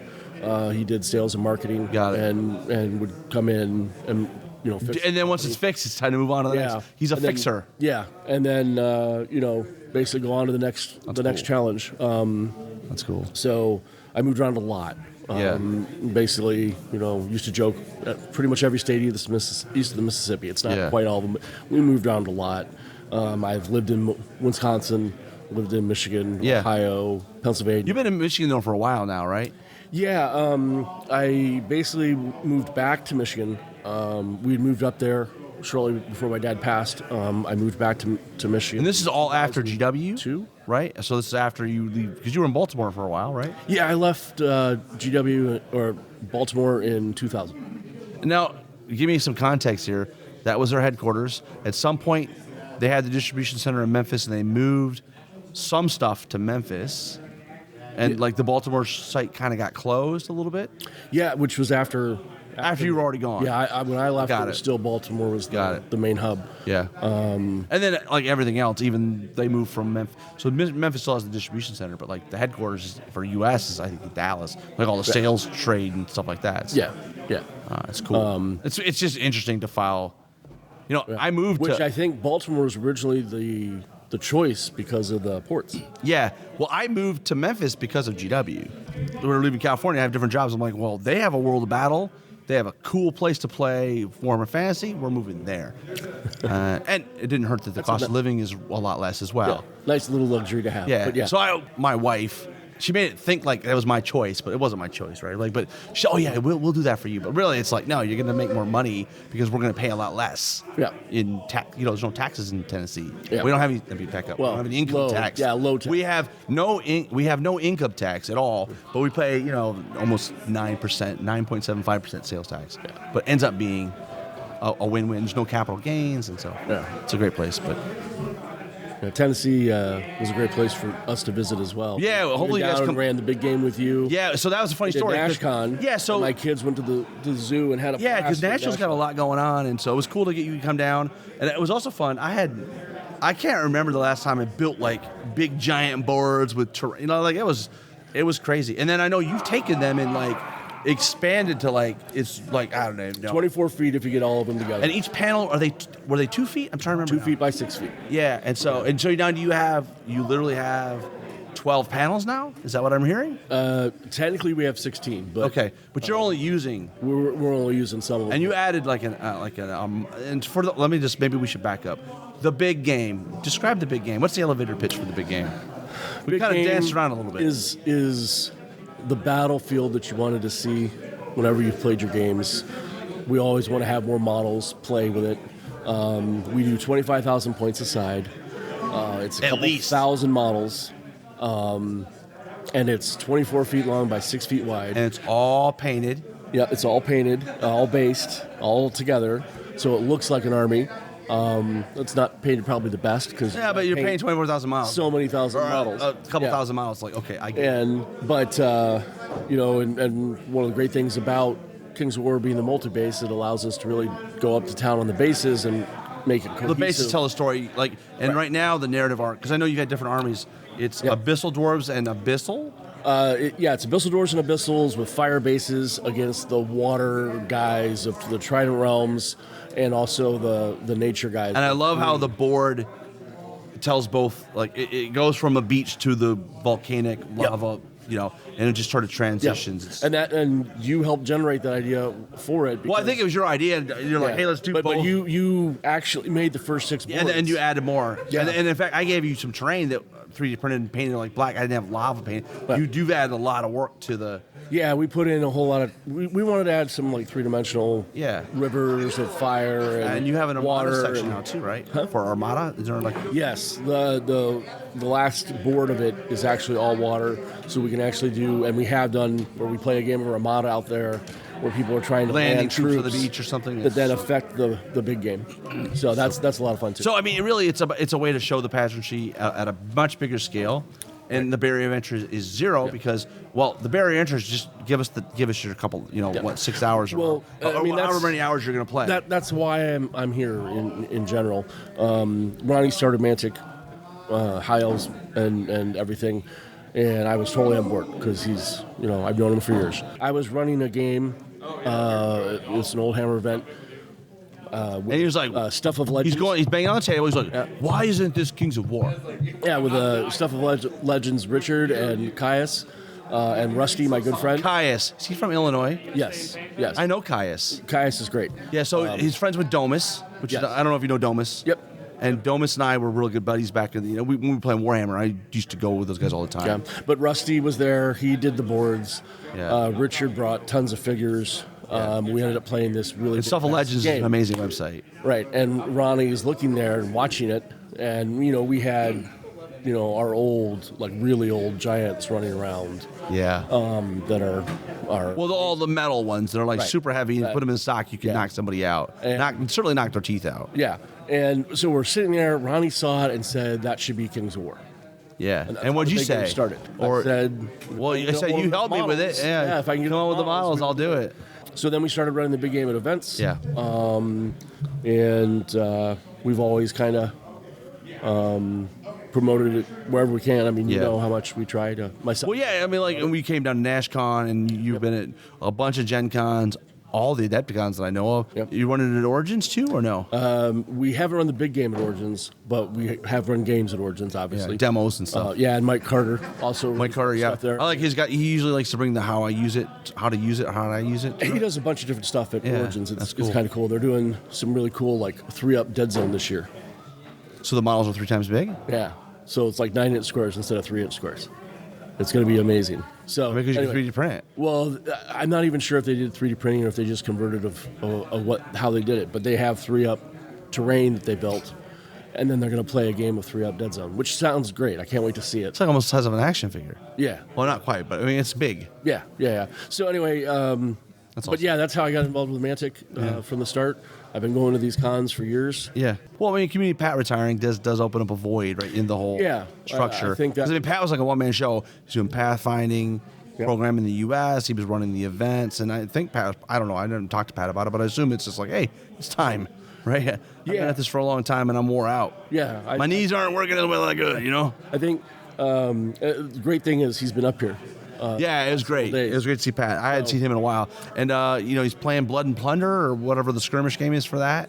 He's Yes, I can't think of the name of it right now. Yeah, but it's interesting, so. right? I mean- yeah, but I mean, and he's always done science fiction, anime, games. Gundam, and he's robot I love games getting him and stuff. talking about paint. Yeah, right. Because I mean, I bust his balls all the time. Like, where's your Empire Dust? Like, you're never gonna get his Empire Dust finished.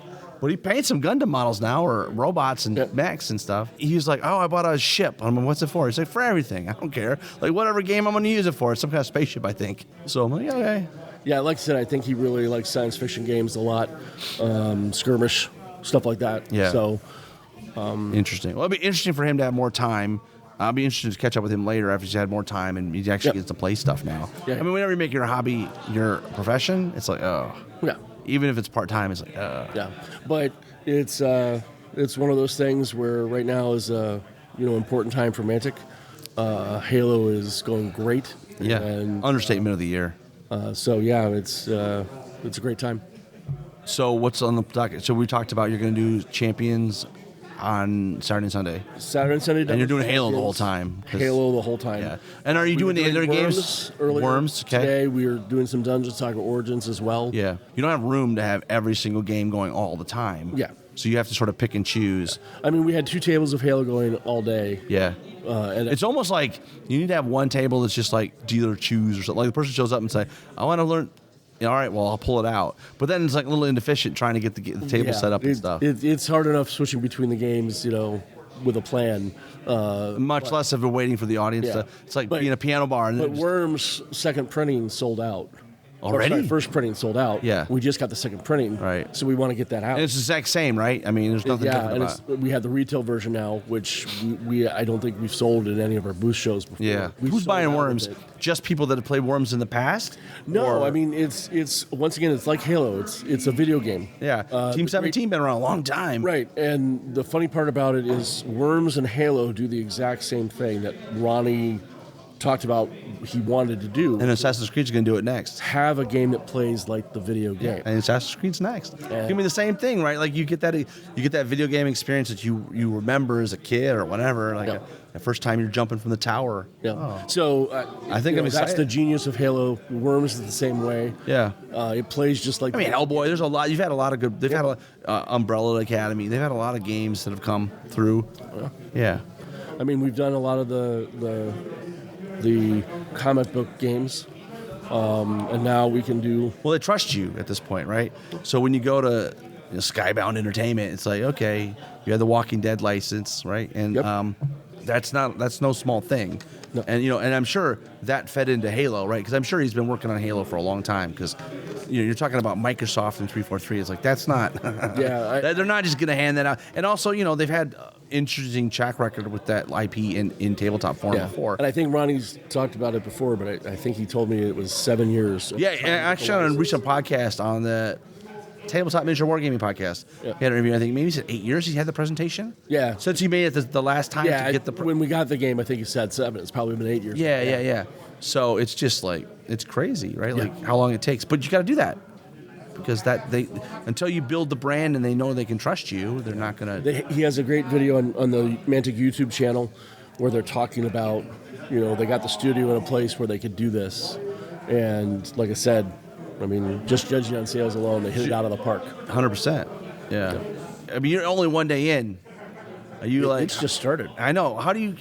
What's the tip? I hit second gear halfway through the day. Okay, well, what do you do though? I mean, I'm old, man. I'm already tired, and I've only played 3 games of Armada. Yeah. Well, I And I got, didn't play I very got good. like 4 hours of sleep last night. I went to So bed I'm good. at 12:30. I'll probably leave here, and I'll probably try to get to bed by 11:30 if I can. I don't know though. It's already 11, so we're probably not gonna. I'm not gonna probably get to bed. Well, till to midnight. give you an idea, I woke up at like 5 this morning, just Get back to sleep. excited and couldn't go back to sleep because It's we were going funny. to open the show today. It's funny, like you think back. I mean, I do that sometimes. When I think back to my when I was a kid, and we would do something. I knew we were going somewhere or something. It's like, oh my God, I can't wait. And like my whole week in school, I'm like, oh, on Friday we're doing this thing, and this is the way. And now it's like the exact same thing for me in Adepticon. It's like, well, I've been painting a bunch up until the point, but then like I knew Wednesday, Mike's coming over at 7:00. We're loading the car. I didn't know we were going to be stuck in 90 minutes traffic. In 90 minutes basically standing still in Chicago. But like I was like, even that couldn't bring me down. Like I mean, it's just like. About the only thing that did was the heat, because I'm a Michigan boy and the weather outside is wonderful, and around here they got the buildings pretty warm. Well, it's funny you said that because Mike said the same thing last night. We went to the hotel. We were sleeping. It's like, damn, it's warm in here. The guys at my hotel said it's this time of year that they turn on the heat and they just leave it on because so many people come in from the street cold and they want to warm them up. I know it's getting late. You probably got to go find Ronnie and because you're his handler this year, or what's the plan there? No, He's handle free. yeah. You're gonna let him run wild in the free range, Ronnie? I don't think you can do that. He's already lost his hat. He did, yes, but he Yeah. actually signed it and gave it to somebody. Yeah. And I've already replaced it. So Okay, good. But now he'll lose that hat, so it's a cyclical thing. Like at some point, you just give up. You just go, all right. I may have given him a few of the Mantic hats. already. Yeah, exactly. Well, I appreciate you coming on, man. You have to catch up at the end of the weekend and see how things go. Yeah. Shout out to whoever got the room. In the past, we've always had a room, but we shared it with other people. That was one of the great things. So Rick and I got to do the open house with Adepticon. We found out we were doing this location. They had to do a walkthrough, and while they were doing it, they invited a bunch of the vendors up here if we wanted to come. Rick and I made the trip. I've been here when Gen Con was here, as far as I was concerned. But this Barrett Center's really went over, like, they have really expanded it. It's giant. Yeah, but I have not been anything but excited since they announced it or chose it. Yeah. We came up here for the open house, and I had not seen the north building when I was. This here, is it the was north only building south. we're in, right? Right. So Is the south building the was same it. side? Same size? No, the south building's smaller than this one. Okay, and so they they- used to do Gen Con there and in the arena next to us. Yeah, the basketball stadium. For And the it was University of Milwaukee. 25,000 people. Now we have a Adepticon here. We can grow for years. But anyway, Matt was there. Matt Weeks of Adepticon. And one of the first things he said is, we'll now have enough space to give you your own room. That's awesome. And I think, our And it's a community cool room and the guys too, running these 'cause things I see some of the are other rooms doing it. downstairs with no windows. Now there's no windows in the room, but the doors are all open. The windows are right there. Yes. So you got light coming in. It's like, oh, that's Yeah. amazing. And we're near where the north entrance to the building is, near where the Golden Demons are. Yeah. Just go It's a down good the end of the good hall, location. turn left. But it's and quiet amazing down here. Yeah. 'Cause you turn a corner and then you're just you. Well, we have such a tight knit community of gamers, and I think we're always friendly, and people can just wander in and 100%. But the thing is that this allows us just to be in this room. We're gonna have the 405 guys coming in Tomorrow. Tomorrow, so they're the cosplay group for Halo.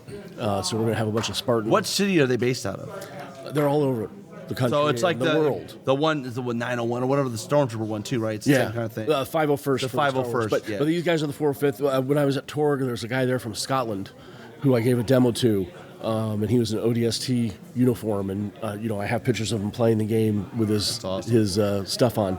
But anyway, those guys are coming in. They're going to have a bunch of props and stuff for the Halo guys, get some pictures and stuff like It'd that. be cool to have Spartans. That's one of the coolest things. We have kids, that come by, and I have some helmets and the needler and stuff like that in the booth, and they get their picture taken with That's it. amazing. And some of those. Did you guys kids have somebody are, make that for you? I'm assuming. Well, some of them are basically just purchased. No, like my like- BR rifle came from a cosplay group. Yeah. The helmets are actually the official Microsoft helmets. Okay, that's awesome. So, but it's it's a great thing, and some of those kids. It's like get the the pictures. little extra stuff. It's like you just put a little sweetener in the coffee, But some of those kids are not necessarily young in age. They're Yeah. young at heart. But even at Gamma, when we were at Gamma, some of the guys who run Gamma, one girl, she was blown away by the needler and wanted to get a picture of it because it glows. Absolutely. So it's that type of thing. It appeals to everybody. Awesome. Blake, thanks for coming on, buddy. Good. Have a great weekend. Hopefully it's as good. I don't know if you can top today, though. Let's just be honest. Like, what a great day. It's weird because I was talking to Dennis from Adepticon, and it's like today is the normally kind of People are just first getting day here. of the vendor hall. I mean, you go to busy. the Demon right now. Half the case is empty because some people aren't. People haven't shown up yet. They don't turn in their pieces till Friday, or I'm not sure if you still, but I thought it was Saturday morning you could turn stuff Yeah, I into. think so. Amazing. Yeah. But we were incredibly busy. I've talked to a bunch of vendors, and they all were incredibly busy. So it's going to be an amazing show, and I can't wait till Saturday. And even the Baird Center, group is. By the way, like, Bird Center, shout out to the employees that work here. I've never been to a center before, or a convention center, where the people were this nice. And I don't know if it's just a Wisconsin thing. well, I think they're amazed. And by the way, somebody told me there's wax statues downstairs of people. I thought they were messing with me. No, they have like people that look like they work here. They're just wax statues. Yes, For what purpose? standing in the corner. I actually don't know. It was they look like real people. Yeah, and I'm like, wait a it's minute, like she's some not type of moving. art installation. She's all in the looks just It's like the insane, workers. And yeah, there's I This think place a is police crazy. officer at the other end. Yeah. Obviously, the Baird Center I think is an amazing facility. It's a huge. Well, I mean, the place. Midwest Gaming Classic is here, and that's a big giant. Oh video yeah, game huge. convention. Yeah. But I was just talking to the guy who's overlooking the Golden Demon area, talking about employees, and he's just like amazed by the artwork that he sees in these figures, and he has no idea what miniatures are, but he's just like, Oh, is yeah, the cool. employee that's just in that area. Yeah, and he's like, this is cool. I get to sit here and watch this weekend. You guys have one heck of an event. Yeah, it's amazing. And it's the first day. And I was gonna say too, shout out to the venue because like the food was decent, One of the things I can always tell you is you can actually judge how good the food is by how long the line is. and the lines were long. Or it's inconvenient. Here, there's not inconvenient 8 restaurants or there's 9 a whole restaurants bunch. within half a block or across the street. The lines are really long. Yeah. Not because service is bad. It's just literally so many people are rushing to get this stuff, and it's actually good food. So I think they're having fun with it. Well, have a great evening, and we'll see you bright and early. You'll probably be back at 6, probably 5:30 here.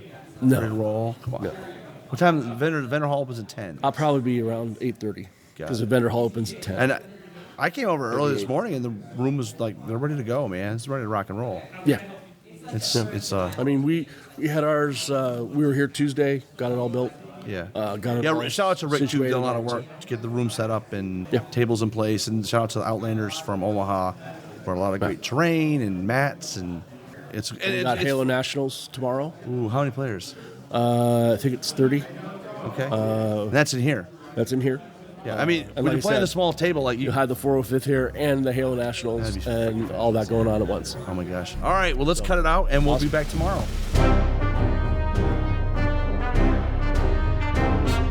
It is, gosh, Saturday? Saturday night. Saturday. It's crazy how time flies. Yes. But time has flown by with you, Yes, right? sir. I mean, we were just reminiscing, like 14 years. 14 years at least. Yeah, and so I was talking to Community Pat, who's been our illustrious community leader for 14 years, Yep. and he's retired. What the hell happened that you had to retire? 14 years is a long time to be doing these things. Yeah, a lot of wear and tear on your knees and your back, and 5-6 shows a year. Yeah. It's just tiring. Was it just time? It's just time, yeah. Okay. I mean, and it's not, the thing is, it's just not the shows, it's the things that we have to do behind the shows. It's the 4 or 5 months before each show Action reports that you have to get done. You get the halls, you get the events organized. 100%. all I the get things. it. Yeah, and then you got to try and get out there and get press for the new events that are coming for the show that's coming up, Absolutely. as well as all that other stuff. And Gen Con and Adepticon are a beast, and like all those things, like 5-6 months in advance. So, Yeah, no, I get it. We wish you the best, and now you have all this free time. well, it's great. I mean, honestly, this is the first time in 14 years of Adepticon, and I've been coming to Adepticon for a while. Yeah, way before Mantic. Yeah, like when it was still at the Marriott on the other side of Woodfield in the hotel when they had the Warhammer events in the tent. That is long time ago. Yeah. Long time ago. So it's been a That's while. before the Westin and Yes. Schaumburg. It's before all that. Exactly, and that's the Westin was the last time. The first year of the Westin was the last time I actually came to Adepticon as a participant, and so it's a good time that I'm actually get to walk around, see what's going on. I'm not stuck in the dealer hall for 8 hours. That's awesome. So I get to see things. So how was the transition? Did you get all these new upstarts trained and ready to go? For the most part. I mean, it's still there's still growing pains, and I told Rick and everyone that I'm there if they need something. And Rick called the replacement. Not really the right word because you can't replace Pat, but he's going to try to fill in. Yeah, you got a big shadow. He's the 2.0 version. 2.0. 2.0. And one of the biggest things too, and I don't think I've explained this, it's that Mantic is now growing, especially with the Halo license. That they needed someone that what I was doing, but they needed someone there full time as well with the other things. And that's probably something you couldn't do. I couldn't. You already have engagements and employment and everything else. Exactly. You already had commitments. Yes. So standing commitments. It was, and me and Ronnie had a long talk, and it was, you're at this point, Ronnie. You need someone. Yeah. Like Ronnie was fine for me to hang on as long as I wanted to, but I was like, well, Ronnie's that kind of guy. Well, for you to grow, Ronnie, you need to. I said you need to get someone full time, and he understood. 100%. He knew where I was coming from. So. 100%. Well, have you been using the free time? Good. This first year, I walked around. This will be a little selfish, but I was actually glad yesterday to go home at 5 p.m. And you're not here till 8 or 9 o'clock in here doing, selling my memory of Pat is going to be schlocking Armada boxes. Yeah. Right? Let's just get this stuff out of here. Don't get me wrong. All those nights were fun. Yeah. I put the Mantic nights together. Yeah. And those ran great until pandemic. Mm-hmm. And then it got too expensive to do. Maybe that's something they can look at in the future. I mean, they sort of did one anyways. Yeah. I mean, what we did is then we just compromised with a Mantic hangout. Yeah. Well, that's fine though. Yeah. Just a very casual, you get Ronnie drunk, drink some Goblin Blaster, or Dwarven Blaster as he kept calling it. Yeah. It's like Night Crawlers, Night Stalkers. It's all good. And it's come a long way. And then because we're such a great community, all of us, you guys, everyone, it's fun to hang out, and we still do it. And so, which is kind of why I'm still here today, is just to support them. You got the recruits, right? Yeah. That are here, and you got to make sure that you can't just leave it to the wolves, right? I watched, but I tell you what, I did have a hard time. Like I was on the booth, I was like. You were a customer. I was telling her, hey, and I was like, well, wait a minute, I'm not working anymore. Well, what are you looking forward to most in the future now that you don't have this extra time commitment? I'd actually is there hobby stuff? Yeah, I'm doing some other stuff. As long with some other Mantic, now I can actually concentrate a little bit on some other stuff. Like I like to build a lot of Gundams. So yeah, you're a Gundam junkie. Yeah. And you still on the Monument Hobbies bandwagon? Which one? The Monument Hobbies. Oh yeah. Pro Creel? Yeah, you were a big fan. I kind of am. I still am. Yeah. Yeah, I have you're like ghost paints, whatever they're called, transparent paint. Transparent paint, awesome. Now the fluorescents are pretty bomb too. I need to try it. Yeah, if you're looking to do OSL and stuff, they're the bomb. Oh, by the way, what airbrush are you using? I use an Iwata. Eclipse? Yes. Okay. Like just a good, solid, mid-level brush. But not the entry one. Not the Neo. There's another one too. CS5 or something. Yeah, well, the Neo CS or the Neo BS. Yeah. Like there's a couple different versions with different size tips. Yeah, that's what I started was on the CS. Now Me I went to the Eclipse. Me too. And then I moved to an Eclipse, and they're easier to use. Yes, I think and they don't jam. Bought the high-end one. I got it. Honestly, I got it with a trade with one of the Iwata guys. Yeah. But I don't think I put it on the pump. Okay. Yeah, I'm scared. You're getting a little nervous about it? Well, I'm scared to use it. Yeah. Not because I don't think I can use it, but I don't want to mess it up. You know what? Part of me still thinks that, but I'm just like, you know what? If you mess it up, you can take it apart. You can clean it. Yeah. And if you bend the needle like I do, then you can buy a new needle. Buy a new needle. Yeah, I'm not too worried about needles. It's usually getting the nozzle clogged and having to replace the tip. I've had to do that a bunch of times on that entry-level one. Never on the CS5. Eclipse. I didn't do it on the Eclipse, but the CS5, I think I bought like a pack of 5. I got like a fiber or something. I used a Q-tip or something, and it just got in there, and that was it. Yeah. And it was stuck. So. What games? Are you playing any games? Are you Not gaming this at all? This year I just took the time to walk around, enjoy. Was it fun to be on the other side of the fence and walking up to booths and people that you used to be peers with, and like, hey, I'm not here to. Yeah, well, they're all asking, how are you? I'm here as a civilian today. Yeah, got my Cubs shirt on, no Mantic stat. Exactly. Yeah. So what's the future hold for Pat? You're gonna get back into Kings of War? Where's the Empire Dust Army we've been talking about for 10 years? It's almost done, actually. Okay, you gonna get on the table and play a game with it? Maybe. Now that I got time. We don't do maybes here, Pat. We do results. Yeah. I mean, I don't know. I don't know if I could do the whole, 2-day grand tournament. For sure. I got going For here. sure. But if someone wants to do a pickup fun game, Yeah. I'm all down for it. Yeah. Well, awesome, Pat. So- We appreciate you coming on, chatting with us. No problem. Is there anything we didn't cover? Anything you want to share? No. I mean, Rick's doing a great job. He's Rick's banging doing- it out. everyone's doing a great He's upgraded the action reports to a Google sheet. He's done a Yeah. lot of really I'm old, Yeah. so for me it's I don't want to mess with that new technology. Yeah. But and I guess Rick's not that much younger than me, No. but he's young enough. But the thing is, I like the old sheets because then I can keep a record. With the Yeah. Google sheet, I don't know if you know. Yeah, well, it's that newfangled technology. Yeah. It might disappear if it's in the cloud. I like to be able to see it and put them in, 100%. Yeah. 100%. Halo. We didn't talk about Halo. Oh, yeah. Love Halo. What about you? I like Halo a lot. Yeah. Is it okay? $1 million question. I know you're a Dead Zone guy. Uh-huh. Is it better than Dead Zone? Oh, if I was to... If you only could take one of those to the desert island, are you Dead taking Zone. Halo? Taking Dead Zone. And what faction? What strike team? Always Marauders. Always Marauders. Yeah. 100%. Well, I mean, you're always been an orc I've always kind of been a guy, orc. right? Even from the very beginning, since Yeah. 1999. So what is it about Halo that you think is really making it shine? What I love Halo, it gives you the feel of like you're playing the video game. If you grew up in the 2000s, Xbox One or Xbox, and played Halo, you're gonna get that same nostalgic feeling when you play Halo. For me, at first I thought I was being critical. I was like, oh, it's like the video game. Yeah. But the more I play it, the more I'm like, yeah, it's like a video game. It's like the video game. Because I was like, oh, it needs to be a tabletop war game. Yeah. No, I have plenty of tabletop war games. So I have Dead Zone. Yeah. Like, it's something different to have, oh, I died. No, you didn't. You just respawn. Yeah. Grab that big hammer and pick up the eyeball and Running around with it. And just, what, are you a Covenant guy? Are you a Banished guy? Are you a Spartan all the way? I'm a Spartan. Yeah. You're too good to be the bad guys. Yeah. No, I'm not too good to be the bad guy. I like being the bad guy, but right now we don't have the bad guys that I want. Are they in the Banished box coming out?